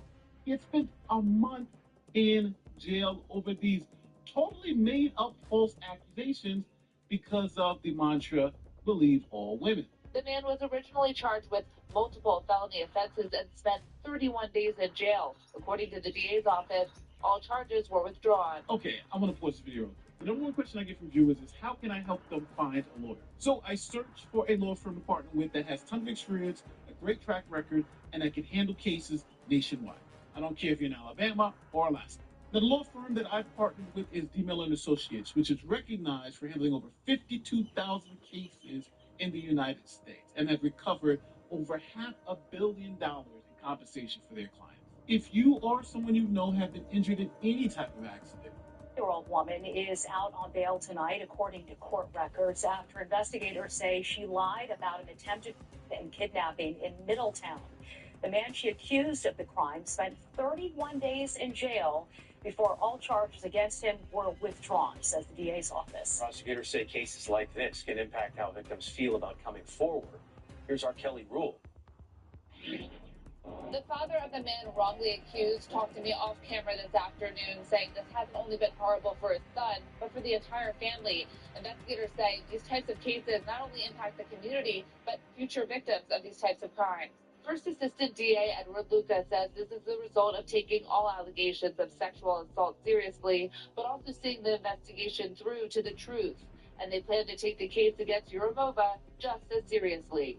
Cases like this feed into, I guess, a stereotype or a notion that true victims who have truly been traumatized and victimized might not be telling the truth. If it stops even one person, victim, from coming forward, then that's also irreparable. slip. Yurimova was charged with filing a false police report, among other crimes. Again, according to court records, she did post bail this morning. Now, the part that's even worse about this whole story is that she identified Pearson in a lineup. They took him and put him in a lineup, and she said she was 60% sure that he was the person that assaulted her. So, yeah, she went above and beyond. At any point in time, she could have said, I'm lying, this thing wasn't made up. But she literally pointed him out in the lineup and said that that was the guy who did this to me. Now, she was arrested on 7 charges ranging from filing a false police report to tampering with physical evidence. Now, Yurimova was released on $30,000 bail, and she has to return to court to face these charges. Now, this is the danger with the believe all women no matter what. Fucking. The situation is not hopeless for the United States, though. There is a way to solve the problem. Again, part of this is to take baby steps now. 13 years ago,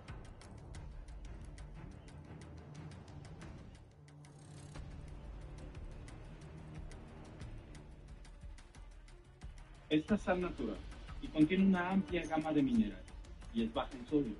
Esta es sal falsa, creada mediante procesos químicos para imitar a la sal natural. El problema es que durante su 13 years ago, Modern Warfare 3 was released, and when it ended, it was good.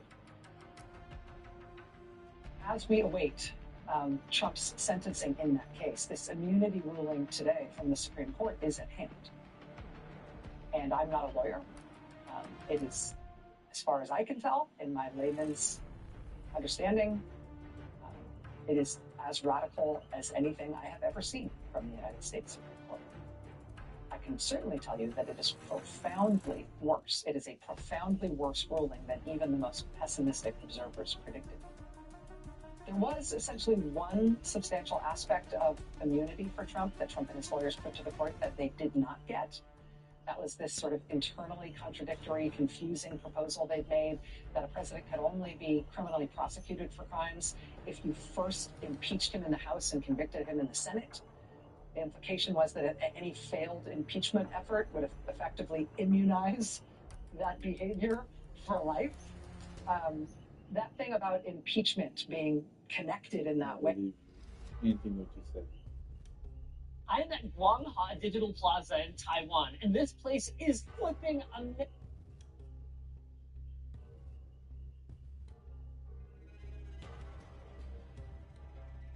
In 1959, the United States of America gained its 50th member, Hawaii, which had been a territory of the U.S. since 1890.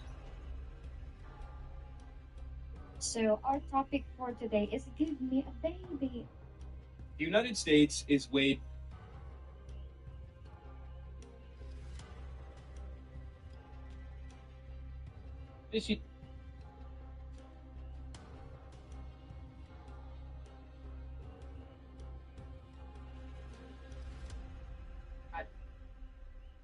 Sir, you have been in so many incredible films.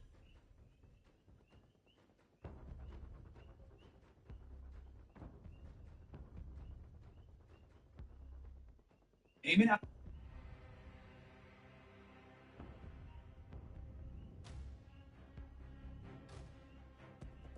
their bag. So it was out of my reach from that point on. Because I ain't no rapper, I put it in someone's hands in the streets and let the guys in the streets handle it.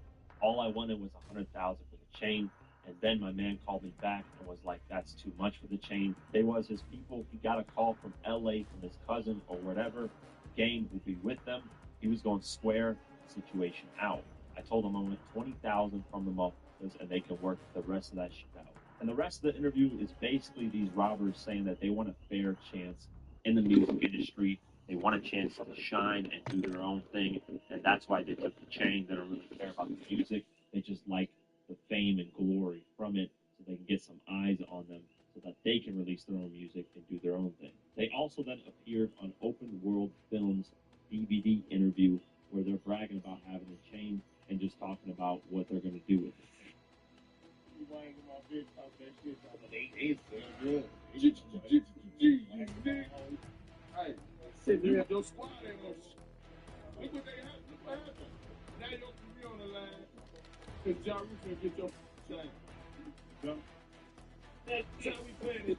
Whenever any of you come outside, so that's how we plan it. Anytime, any of us time, just get out your shit. Y'all guarantee a safe trip. If you get up there before y'all get here, and don't holler at us, it's like going down. That's what I already know how to go, man. Wow.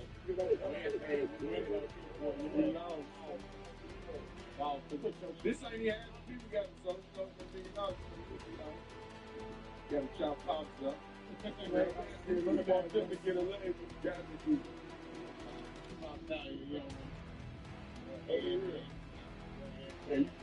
That's all she like real. Keep listening. Keep listening to this man. So man, so I'm gonna work out and get my shit on. Anyway, that's all I need. 4 pounds, nigga, bench 250, 4 pounds, all you need in Chicago. Real good. Like, don't want us all in this, man. Let us up in this motherfucker, man. You know what I'm saying? We trying to go to Jimmy. About 100 days you can get out Jimmy and call no.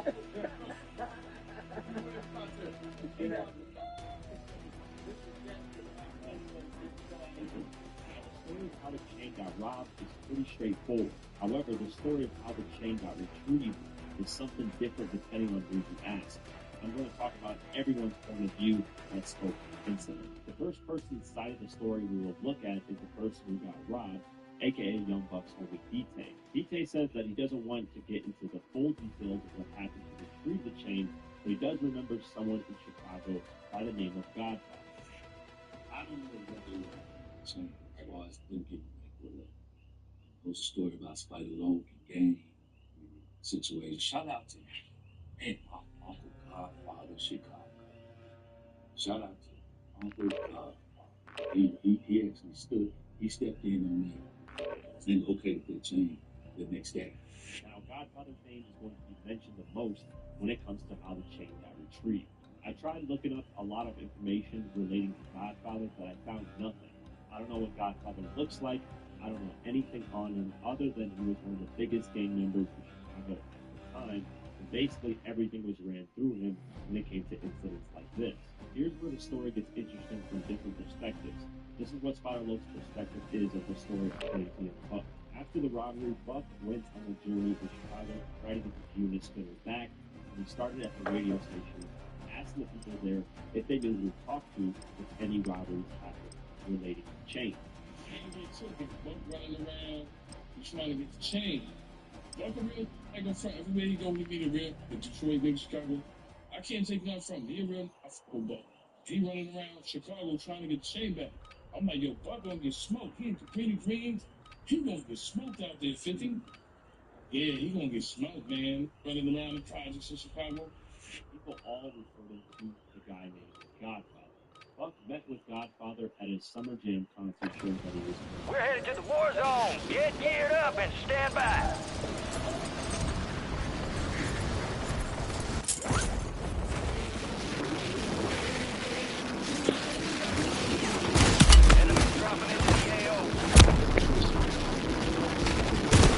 God, sucker faggot! Fucking stupid bitch. Fucking worthless motherfucker.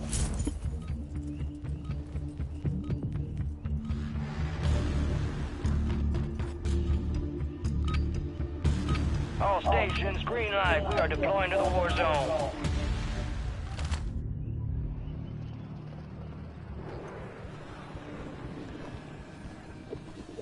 Y'all make this look fun. We got the green light. You're going to the war zone. Grab your gear and shoot. You're up in 3. Enemy activity will be high. Expect contact early and often.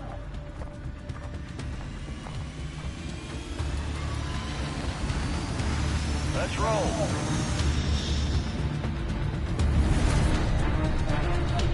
Plunder. Secure as much cash as you can. You are green to get greedy. Your team leader. Set a drop point for your squad, soldier. Most wanted contract here.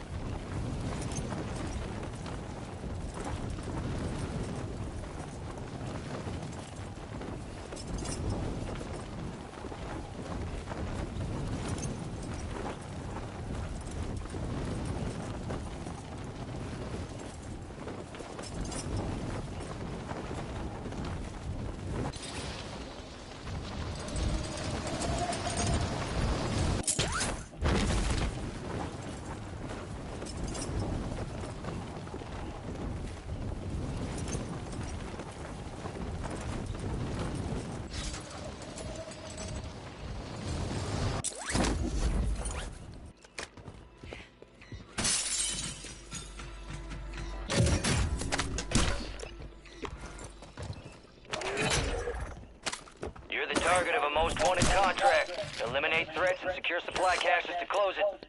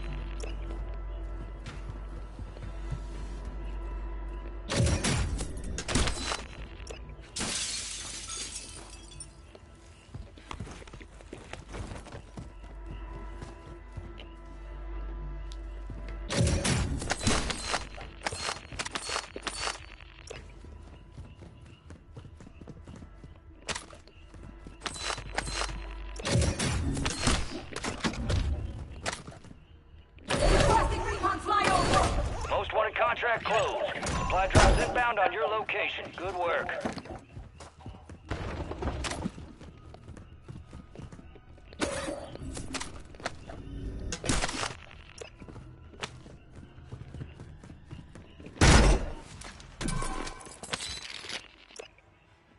Need recon overhead!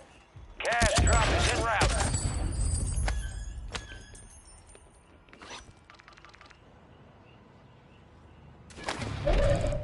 Intel shows a bunker nearby. Eyes up, you hear? Moving!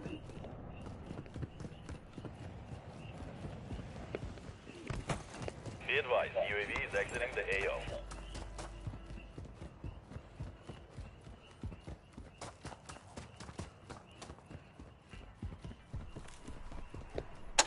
UAV is being fuel. RTB at this time. Enemies are dropping into the area. Watch the skies. Friendly UAV providing recon.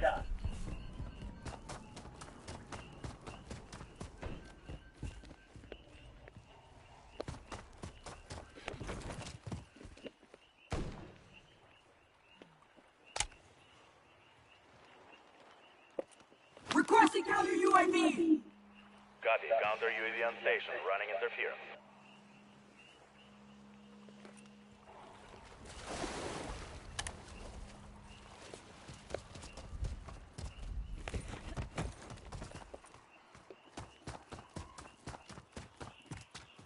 Our UAV tower is offline.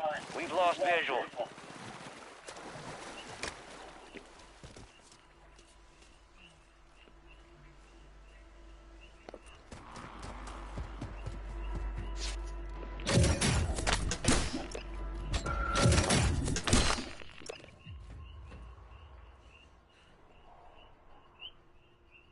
Counter UAV is being fuel. RTB at this time.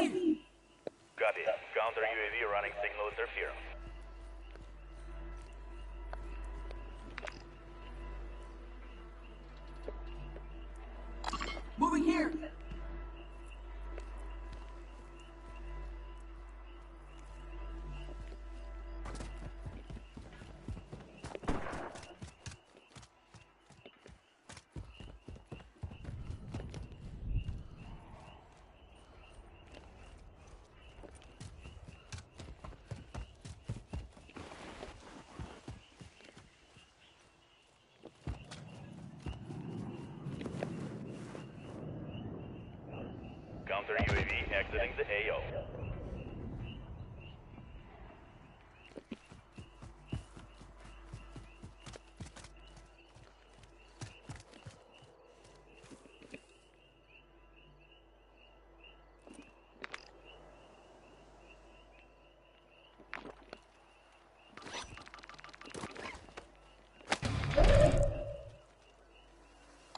Moving!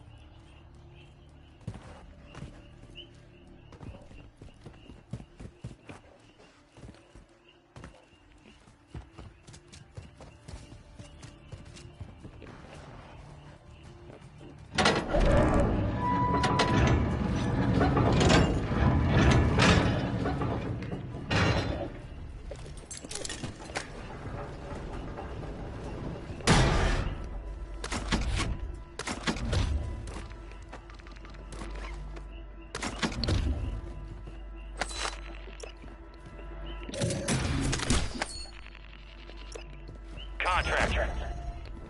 Execute contracts to earn payment.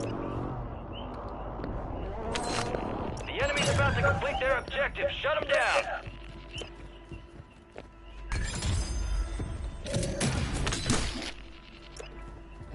Enemy attack helos in the airspace. Take it down and secure that cache.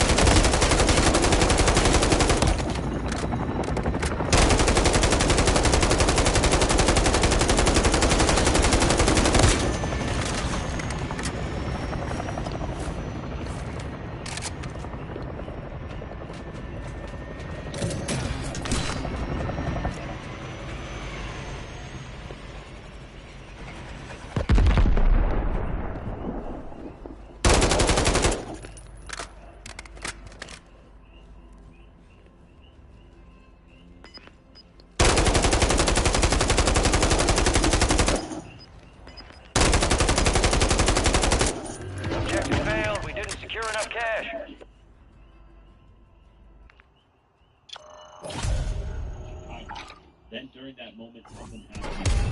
A whole new twist. Buck is in it. We got to turn that to ask the people if something can take you in this area. Who are you supposed to holler at and try to get back? They directed him to this dude named Godfather. So Godfather supposed to be this OG.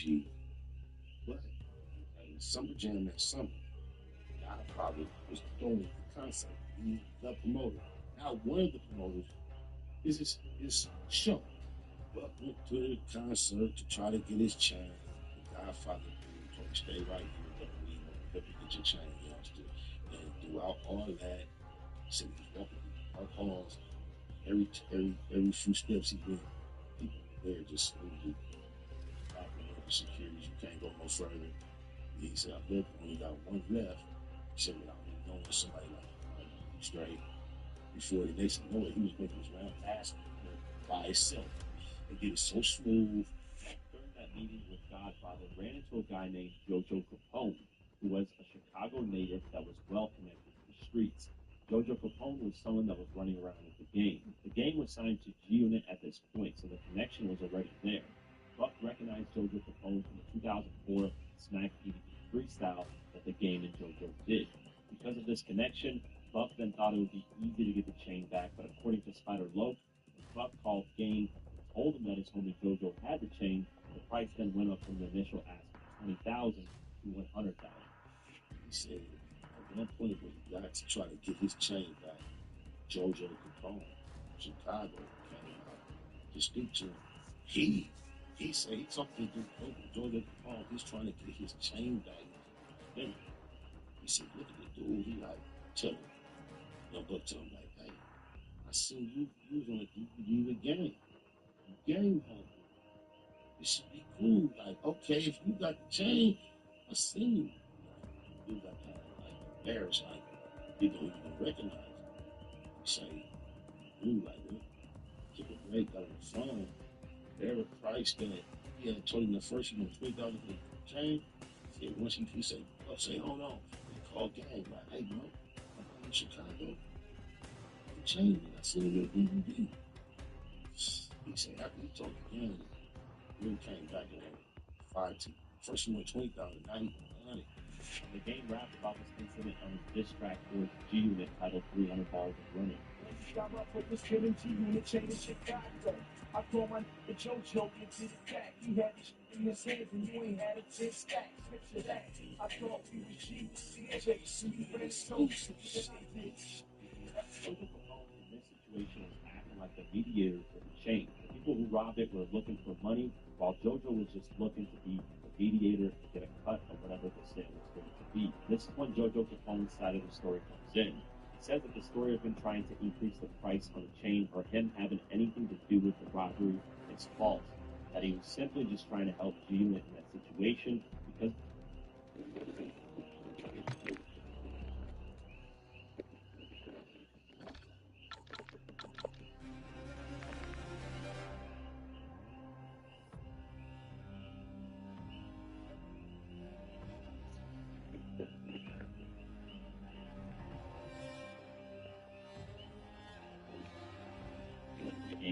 So it's like, I get the chain back, and then of course you're gonna hear the whispers like we the ones touch it, and now we're trying to sell it back to them.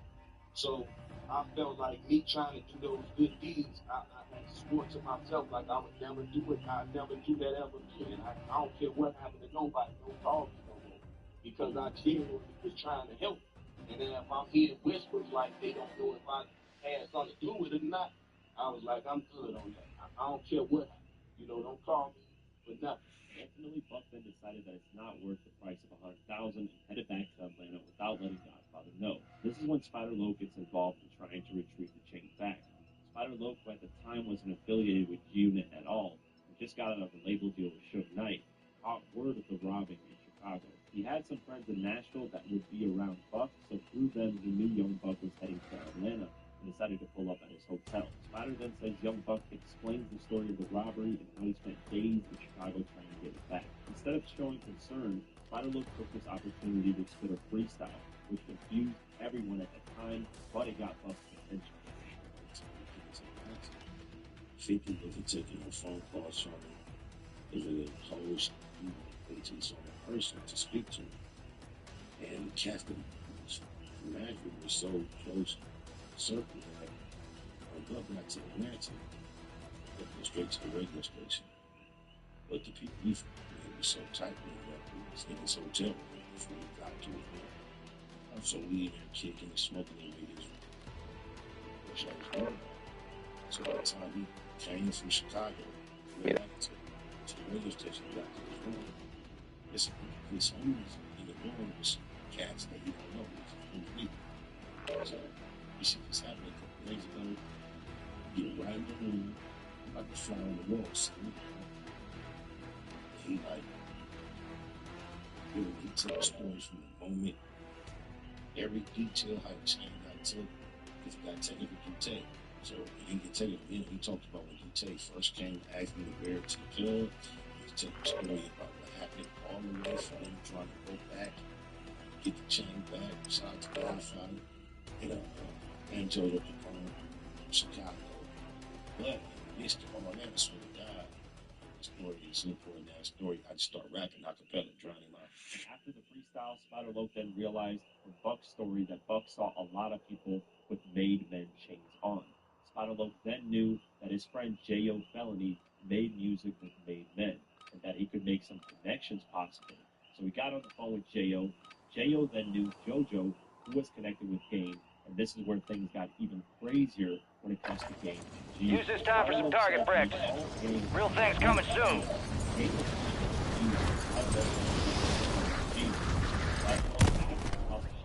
The Game was on speakerphone, said fuck the unit and the chain. Of course, fuck the call, relay phone call, hearing. He's talking about his experience with the with Chicago and trying to get ashamed, but certain names was popping up that seemed that he could help him get the chain back. One of them was Jay Felton. My motherfucker personally would tell me he's something on his own. So we saw that telling somebody to do the process. Playtime's over. Stand by for deployment to the war zone. Jay on the street, right? That just come up. It's familiar. I try to tap in, so I call gang. Gang's all here. Head shed gave the green light. We're deploying you to the front lines. Gear up, grab your chutes. Enemy activity will be high. Expect contact early and often.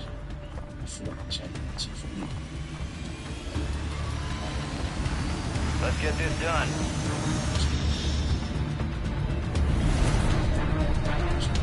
Plunder. Cash is your primary objective here. Greed, for lack of a better word, is good. All right, soldier, mark a drop point for your squad and go get after it. He was on the three-way. I just met him through the phone. So they both heard it. So, bam. Also, was all cool. It was a shit of their life at the time. Then, but Yayo was saying at the time, how would you don't trust him? Motherfucker, what did he do? And I was on the phone with Spider-Loc called you. You punk and said you ain't want no problem. JoJo Capone eventually got Young Buck and Godfather on the phone, and Godfather was essentially upset Young Buck left without letting him know, because he wanted to get the chain back for him. This is where Spider-Loc steps in again. He says he spoke to Godfather about his status in LA. Godfather then says, well, if you're from LA, then you should know I'm well connected with people like Suge Knight. For Spider-Loc, this was a perfect person's name to be dropped, because Spider-Loc just got done being signed to Suge Knight.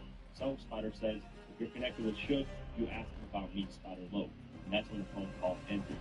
According to Spider-Loc, a couple hours went by, and Godfather called and said, if you're going to get the chain back, you better thank Spider-Loc, which then officially put Spider-Loc in a label situation with G. That's when JoJo Capone popped up and conversation came.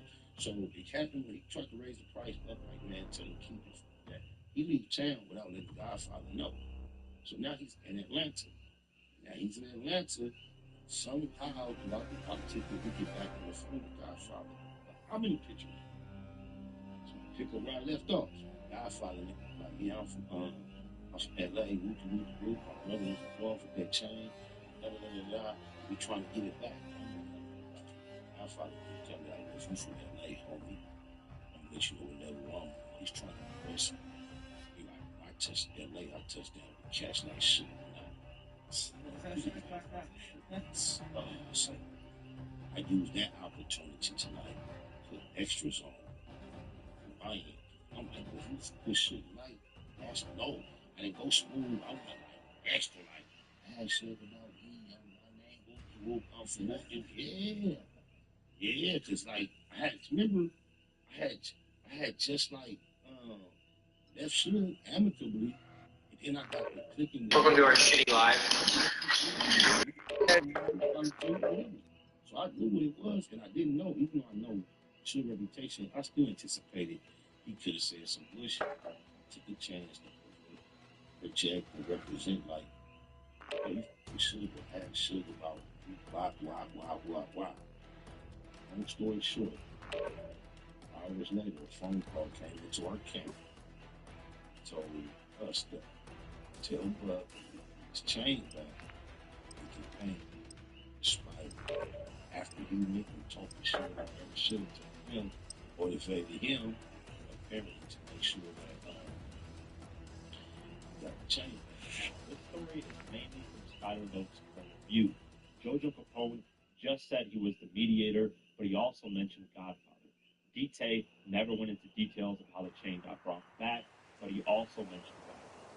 Now, if you ask 50 Cent and Tony Yayo about the story of the G-Unit chain, they'll tell you something completely different than how the chain was retrieved. 50 Cent says it was the Flores twins from El Chapo's cartel that retrieved the chain for him. The Flores twins were heavy drug traffickers. Check your gear and weapons. We'll be deploying shortly. During 2004, they were the biggest drug dealers in Chicago, even had expanded to Los Angeles, Atlanta, New York, and many other locations. 50 Cent says the Flores twins got approached by multi-robbers to offer them the unit for a price. Margarita Flores, who goes by Jay, saw this as an opportunity to make a connection with 50 Cent. So according to 50 Cent, the Flores twins were at drug dealers and goes to the house of the drug providers. They managed to use the new chain also.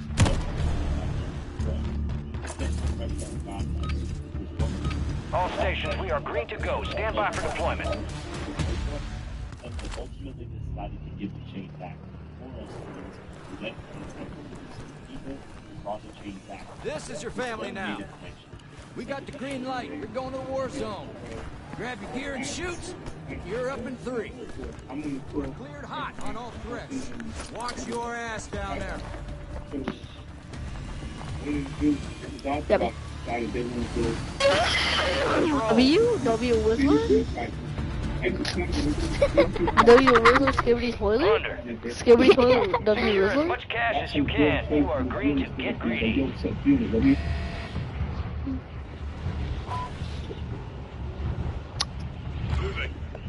Lemur.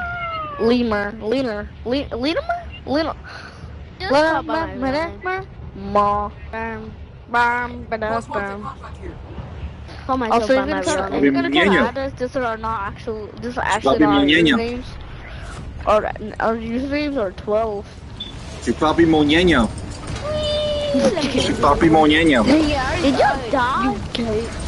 You, dude, it's because I got freaking pushed. Chupapi Moñeño. I got pushed immediately, dude. I couldn't even do anything yet. A most wanted contract. Eliminate threats and Oh, secure you're dead. supply caches to close it. Chupapi Moñeño. Bro, cute. Skip, bum, skibbity dee. Skibbity dub, yes. Couldn't do anything? Skibbity dub, Yo, just keep running, skibbity dub, Dude, what? No, this is my best as well. Like, dude, I got like 2 spamming guns. Spam them to death.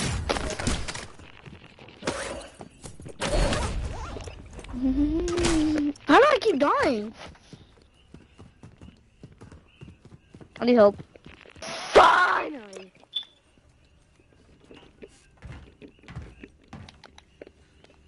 Oh, Season. one's coming, one's coming, one's coming, one's coming, one's coming, one's coming. One's coming, I repeat. Dog, what is this king? What do you think this is? What do you mean I repeat? What do you mean I repeat? Heaven, there's someone next to me. Dog, just say on. I'm out of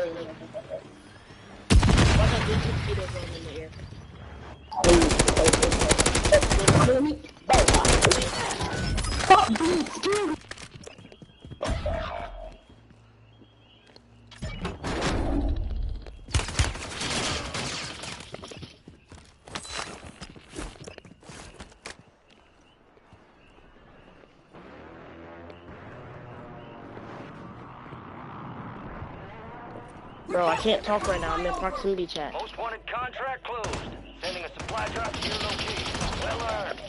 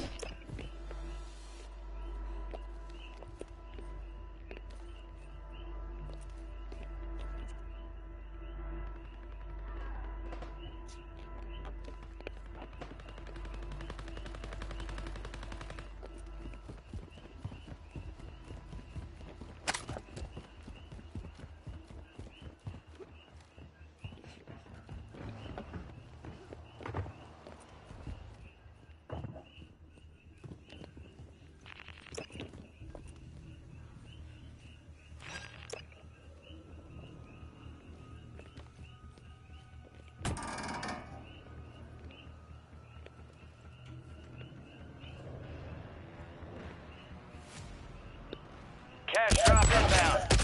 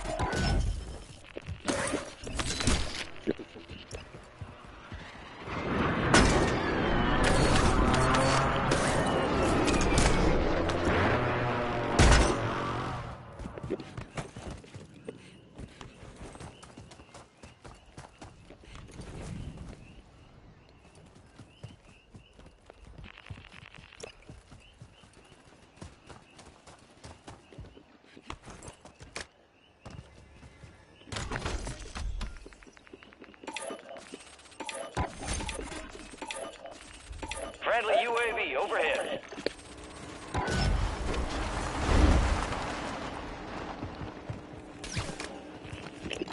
Moving in. Requesting fire mission. Target marked.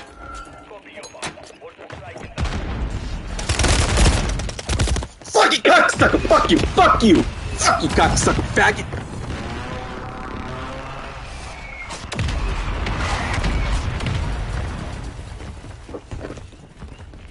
Fuck you, bitch! Stay right there, I'm gonna fucking kill you! You fucking piece of shit. Scan complete. Fucking Hugo Chavez, motherfucker.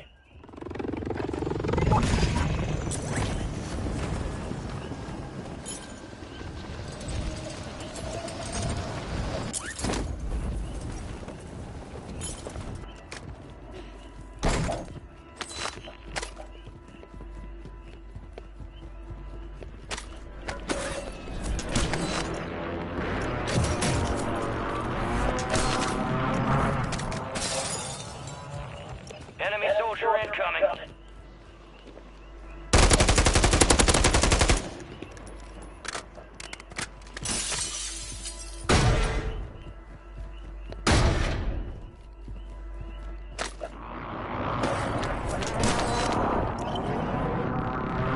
Squad mates marked as a most wanted target. Kill enemies and secure supply caches to help take the bounty off their heads.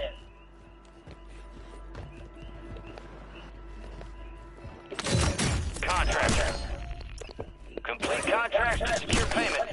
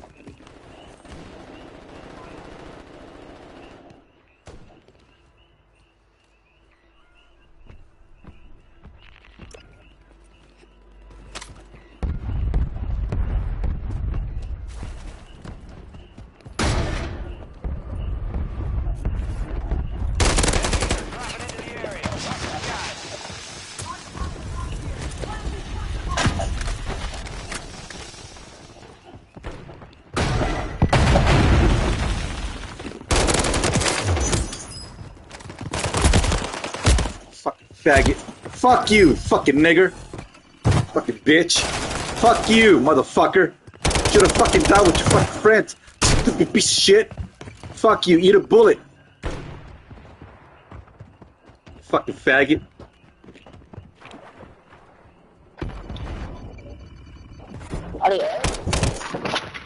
They're on the building.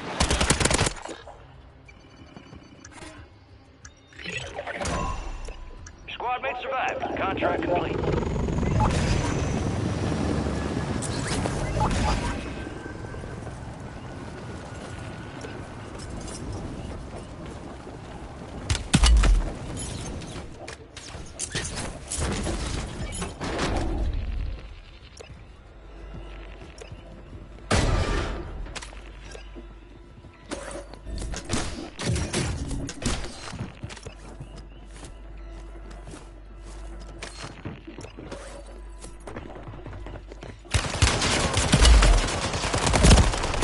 Fuck you, cocksucker faggot! Fuck you, motherfucker!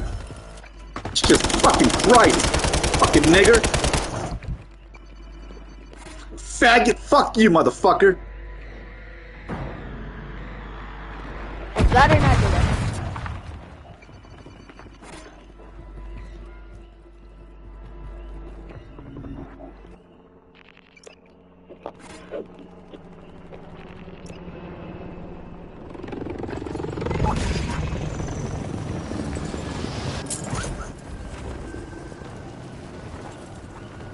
I'm here.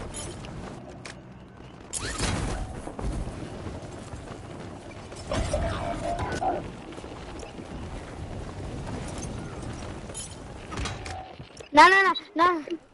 No, no, no, no. Yo, here in this building. How did you guys die?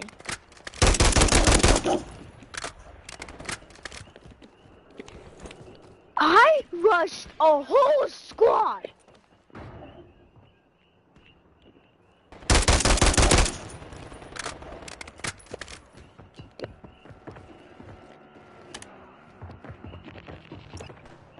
I don't really care. I do. I didn't even really care where I was, so. Be careful, squad there. Noise too. Be careful, super sniper. Where? Oh, I see them.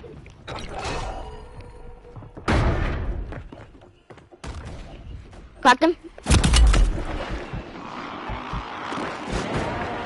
Where's these snipers coming from?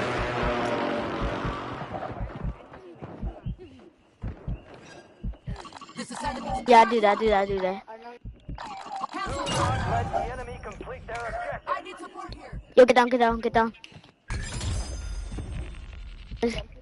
There's cash down here. All stations, enemy attack heroes in the area. Target that bird and secure the cache. Cracked them. Gay ass fucking team. Go fuck yourself, guys.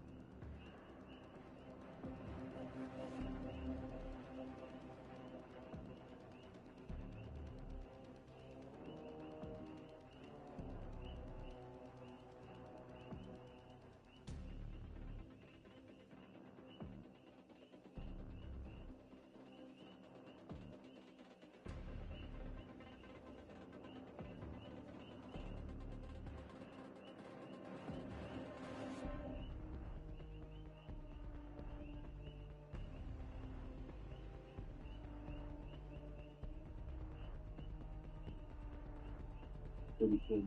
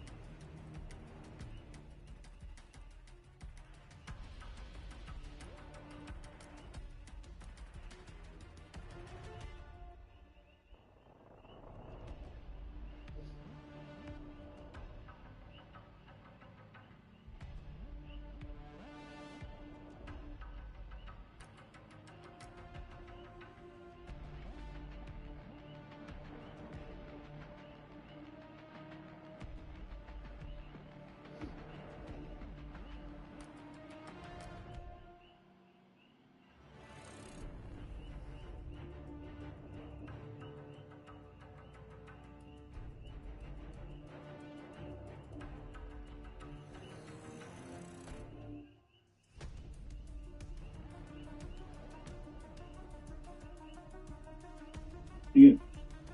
Let him in, let him out, no peace. Yo, you know who got the chain back? Them El Chapo twins. Them Spanish. You know how that shit go. Them niggas was like, yo, we didn't know it was them at the time. We just found out like later on. And you know Gabby. Yeah, I know. Gabby called, yo, we need the chain back. Call him Spanish. Nobody gets no work in Chicago. Nobody's getting no work in Chicago until the chain come back. Because they took it, the dudes that robbed him took it to Jay from Flores. He immediately, when he realized that the main diamonds, they took it to him because he would be the guy that could pay for that much for it. You know what I'm saying? At the time, they moved from 130 tons of cocaine and heroin in Chicago. You know what I'm saying? So if you look, like $2 billion worth of drugs. So when they go to them with the piece, he looked, he said, no, it's not right, but he gave him a little something, and then he gave the piece back. So he saw it as an opportunity to make a relationship. Look, the chain came back. Gabby made that call. The Flores twins, come on, them work with El Chapo, bro. They with Sinaloa content, all them, man. They was making money, bro. They didn't have so much bread. It was ridiculous. Once the Flores twins were released from prison, 50 Cent says he decided to work with them for their new podcast show, which premiered in 2022, called Surviving El Chapo, the twins who brought down a drug lord. This is 50 Cent's side of the story on how the chain was retrieved.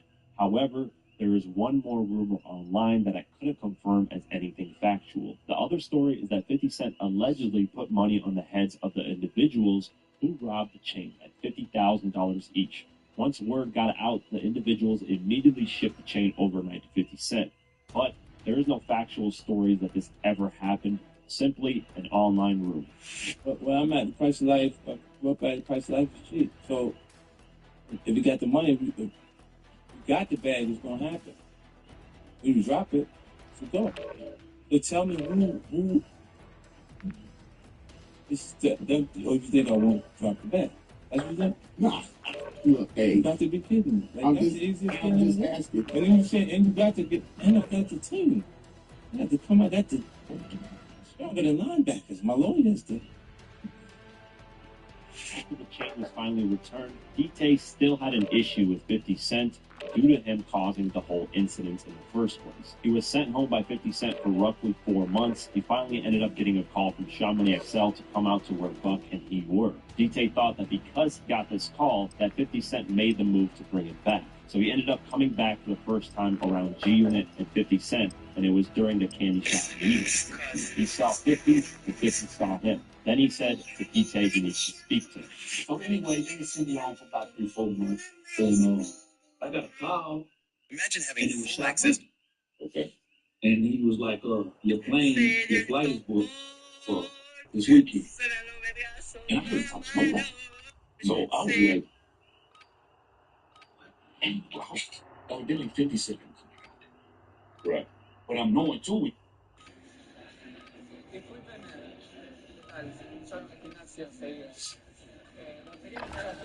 Check your weapons, check your gear. We're holding for deployment.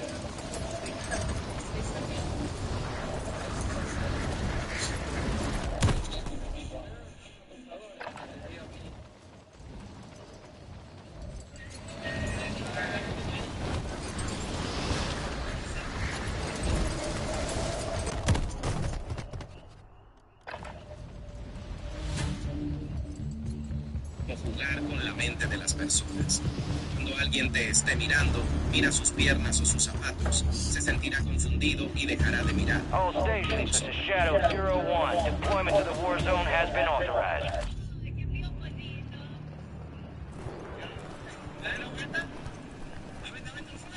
Gang's all here. Head shit gave the green light. We're deploying you to the front lines. You're up, grab your chutes. Enemy activity will be high. Expect contact early and often.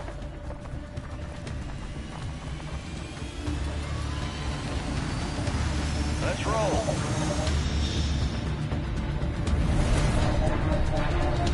Plunder.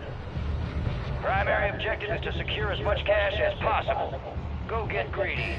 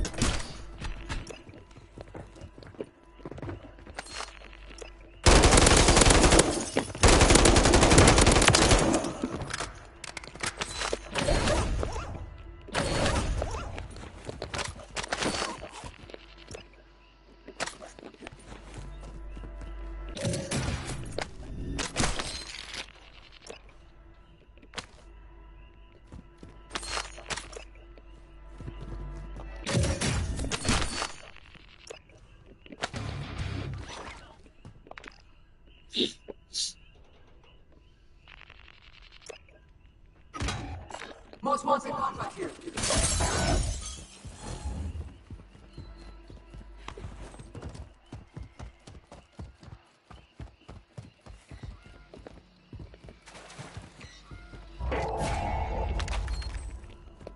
You're the target of a most wanted contract. Eliminate threats and secure supply caches to close it.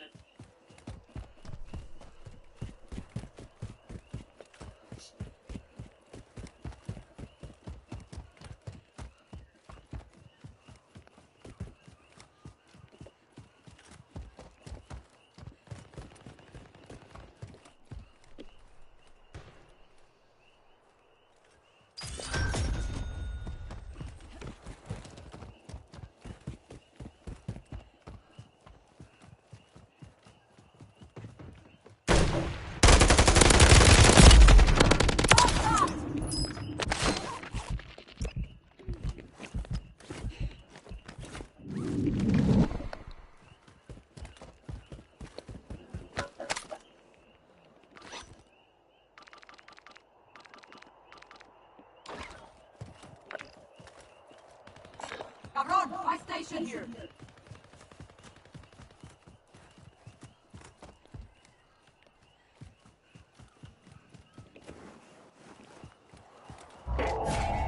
Enemies dropping into the AO.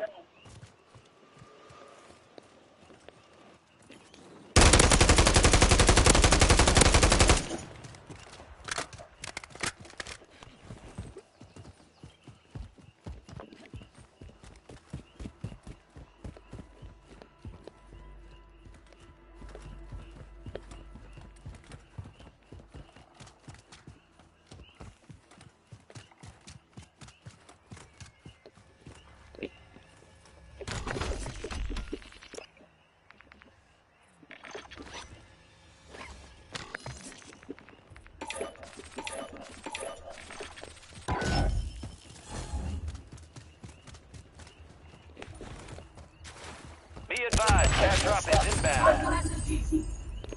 Cluster right deployed.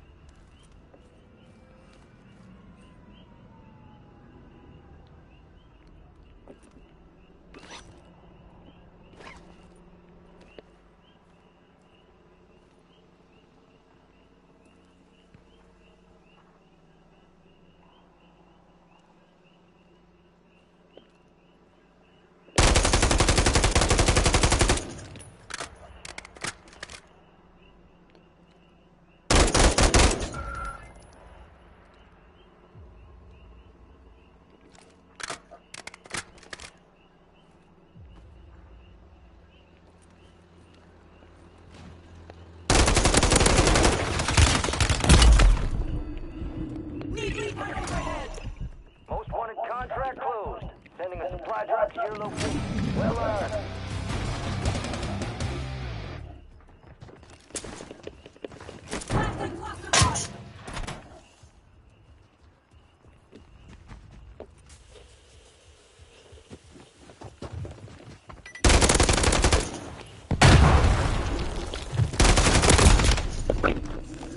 Faggot!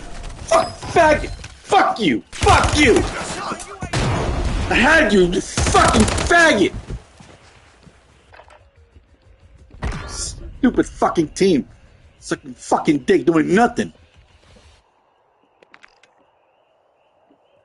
Piece of fucking shit.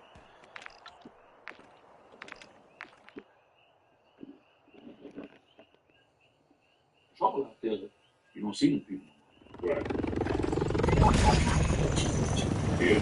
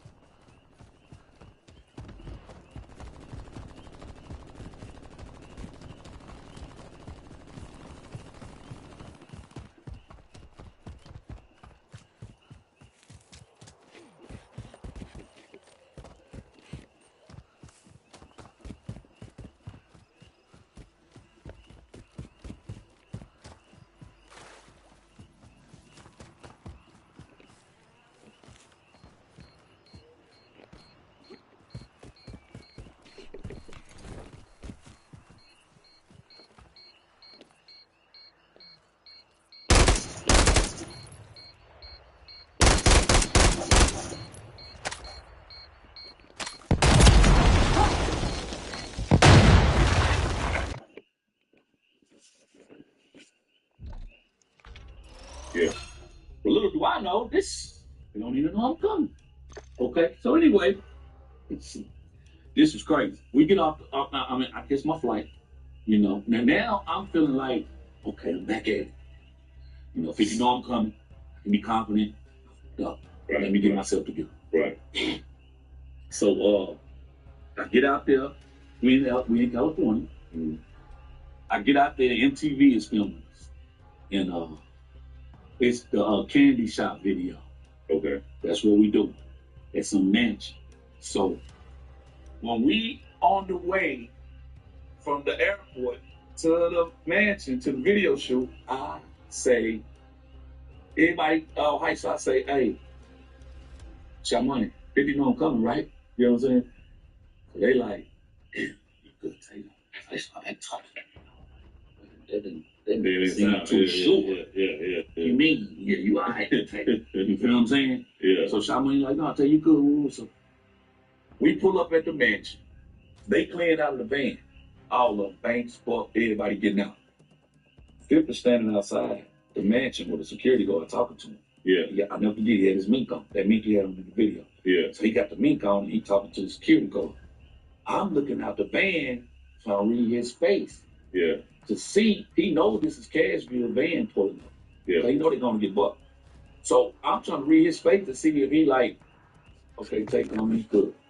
So I'm looking at him. He just talking to the security guard. He ain't even looking at our van. Yeah. So everybody jump out of the van. It's one left in the van. And the driver said, hey, man, you guys got to get out. Yeah. Because I'm stalled. Yeah. I don't know what's going on. Last time they seen me, I got ride for the chain. So I left on that turn to 50. I knew. So just said, this big mob, I'm going to have to tussle with this big mob. The lady grabbed me, man. Right. You feel me? So, the last dude in the van, I said, babe, it's mama. Nigga didn't know be around 50 every day. So I said, hey, bro, you 50 don't come back out here. I said, I don't think so. What? Do you gotta fix your shoulders? Yeah. And when I seen his shoulders go, I knew something right there. Yeah. I think so, Tay. Yeah. I said, wait till they get here. Right. Driver said, hey, man, I gotta go. Right. Jump out the van. When I jump out the van, I'm looking at Fifth. I ain't, again, like the house, I ain't looking at the mansion, I ain't looking at the people on the set. Right. None of that. I'm trying to read his face. Right. Bro, I'm walking up, looking at him, walking up, I'm talking to the security guard. So then he looked up. Right. So he looked. He significantly said, yeah, he looked, but he still, it was a still look like. Right. So boom, he talked to security guard. So I walked up. I said, what up, big bro? I said, what up, Tank? He give me that. When he give me that, he said, I need to holler at you. I said, all right. Yeah. So when he lived, he gave me that, so I need to holler at you. Yeah. He turned back around and started telling the security guard, my dumb. So what you do? Right. That nigga trying to figure out, look at something. Why right now, Tank? Right. You know what I'm saying? Right. Go ahead. Right. Go ahead. We need to talk. What you talking about? Go ahead. I can't look at the booties. Right. Smoke my weed. Nothing. Yeah, because you talking about we got to talk. And it don't be good out there when Phil got to talk to you. After this, DK said 50 Cent spoke to him in the back of the trailer and made it clear to him that he was responsible for his safety and that he needs to be an artist and not a goon running around things. Walking around the city.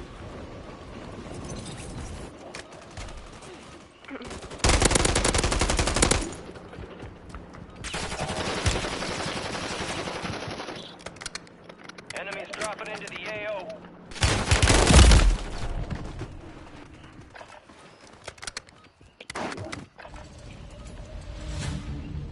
I'm enjoying anything. So I go to the trailer. The cool room of the trailer. We smoke. We roll up. We back. Boom. I done got here. Let me chill about 2-3 hours. Prep time's over. Now you deployed to the war zone. Bruh, we in there smoking and shit. He come up on the trailer. Hey, what y'all doing? Look, how many leaves you got?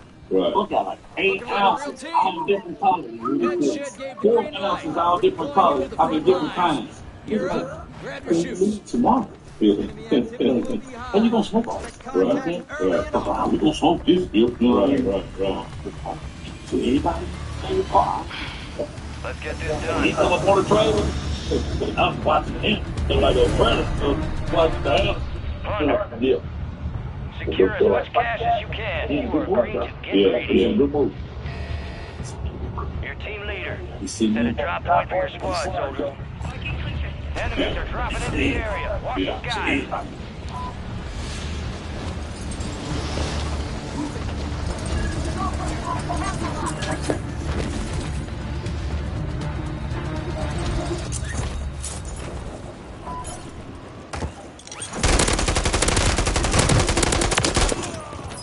Bounty targets marked. Kill them all. All bounty targets are KIA. Well done.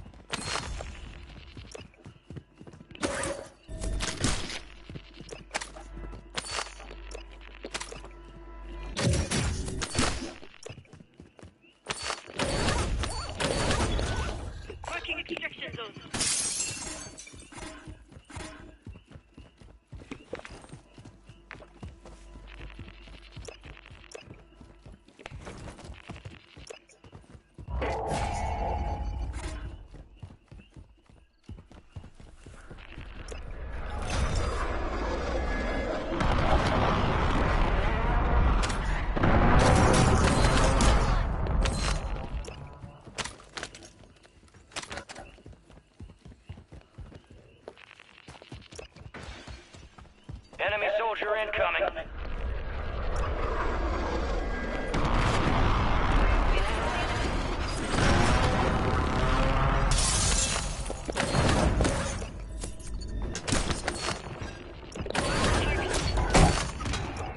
Contract failed. Objective lost.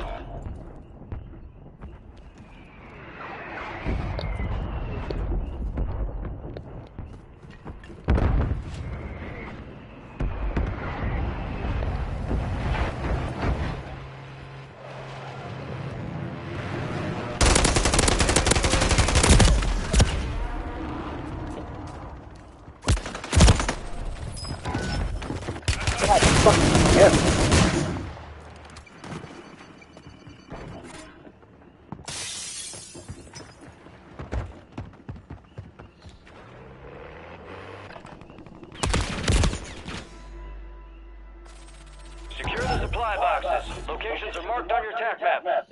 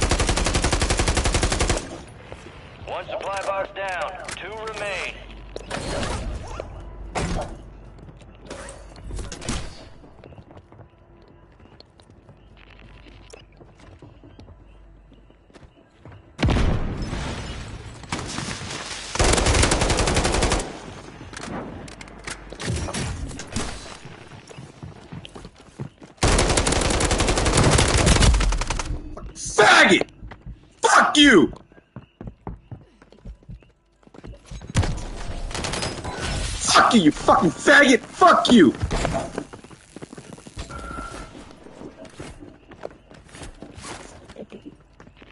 It's my faggot team! Sucking fucking dick! Fuck you!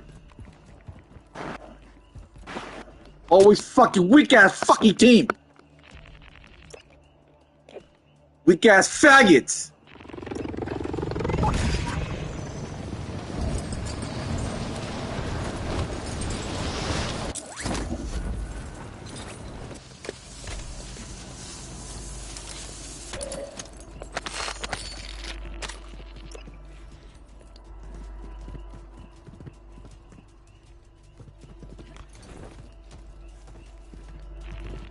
Two supply boxes secured, one remaining.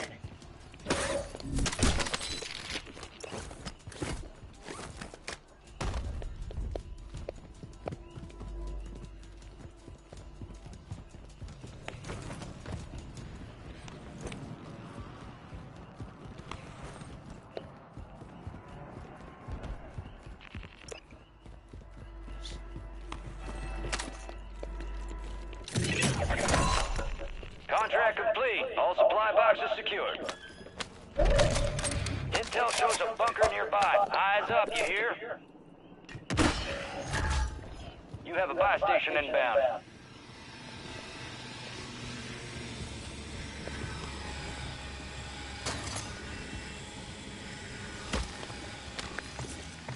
Deployable buy stations ready.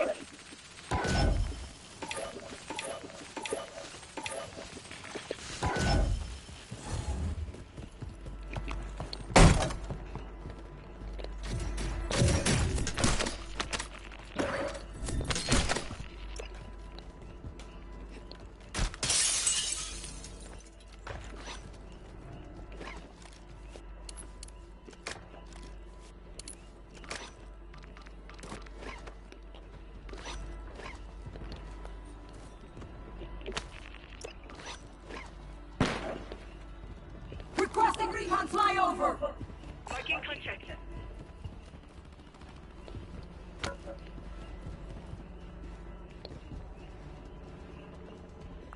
Go for the bounty! Your objective's simple. Eliminate all bounty targets.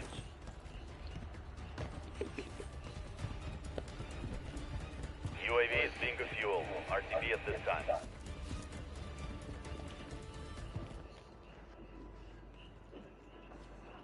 Enemies are dropping into the area. Watch the skies.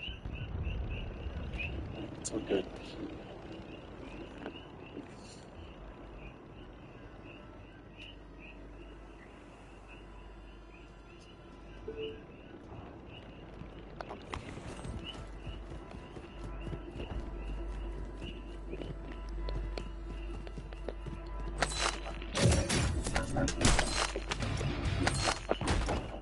Need recon overhead!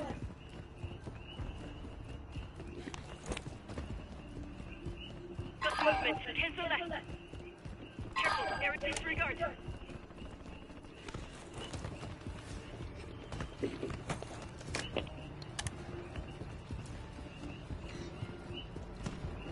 Got movement. 10 to left. Visual on the enemy. The enemy is attempting to exfil. Move to intercept.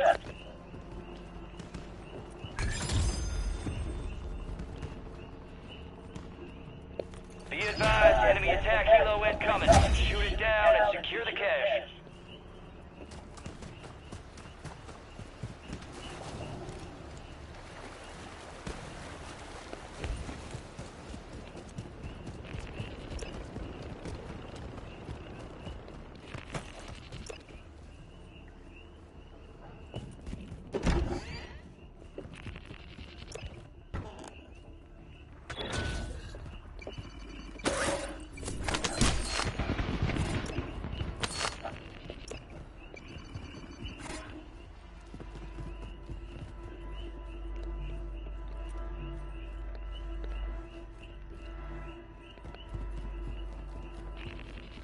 Enemies dropping into the AO.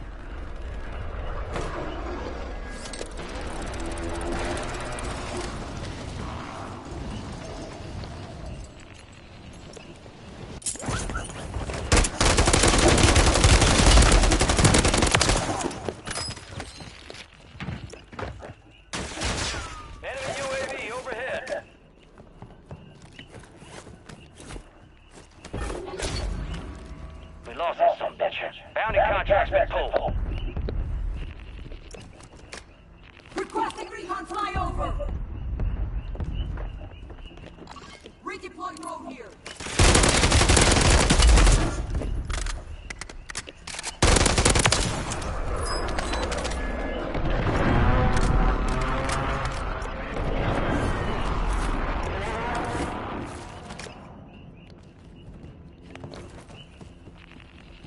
UAV is being fuel. RTB at this time. Enemy soldier incoming.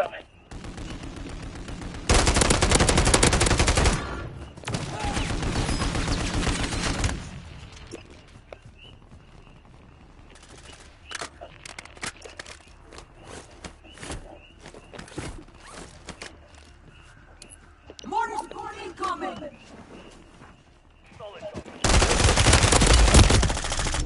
Fuck!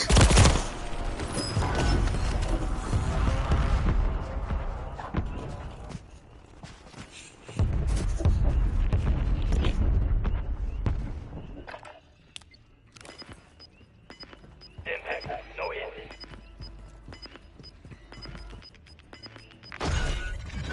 Not enough cash secured. Stand down.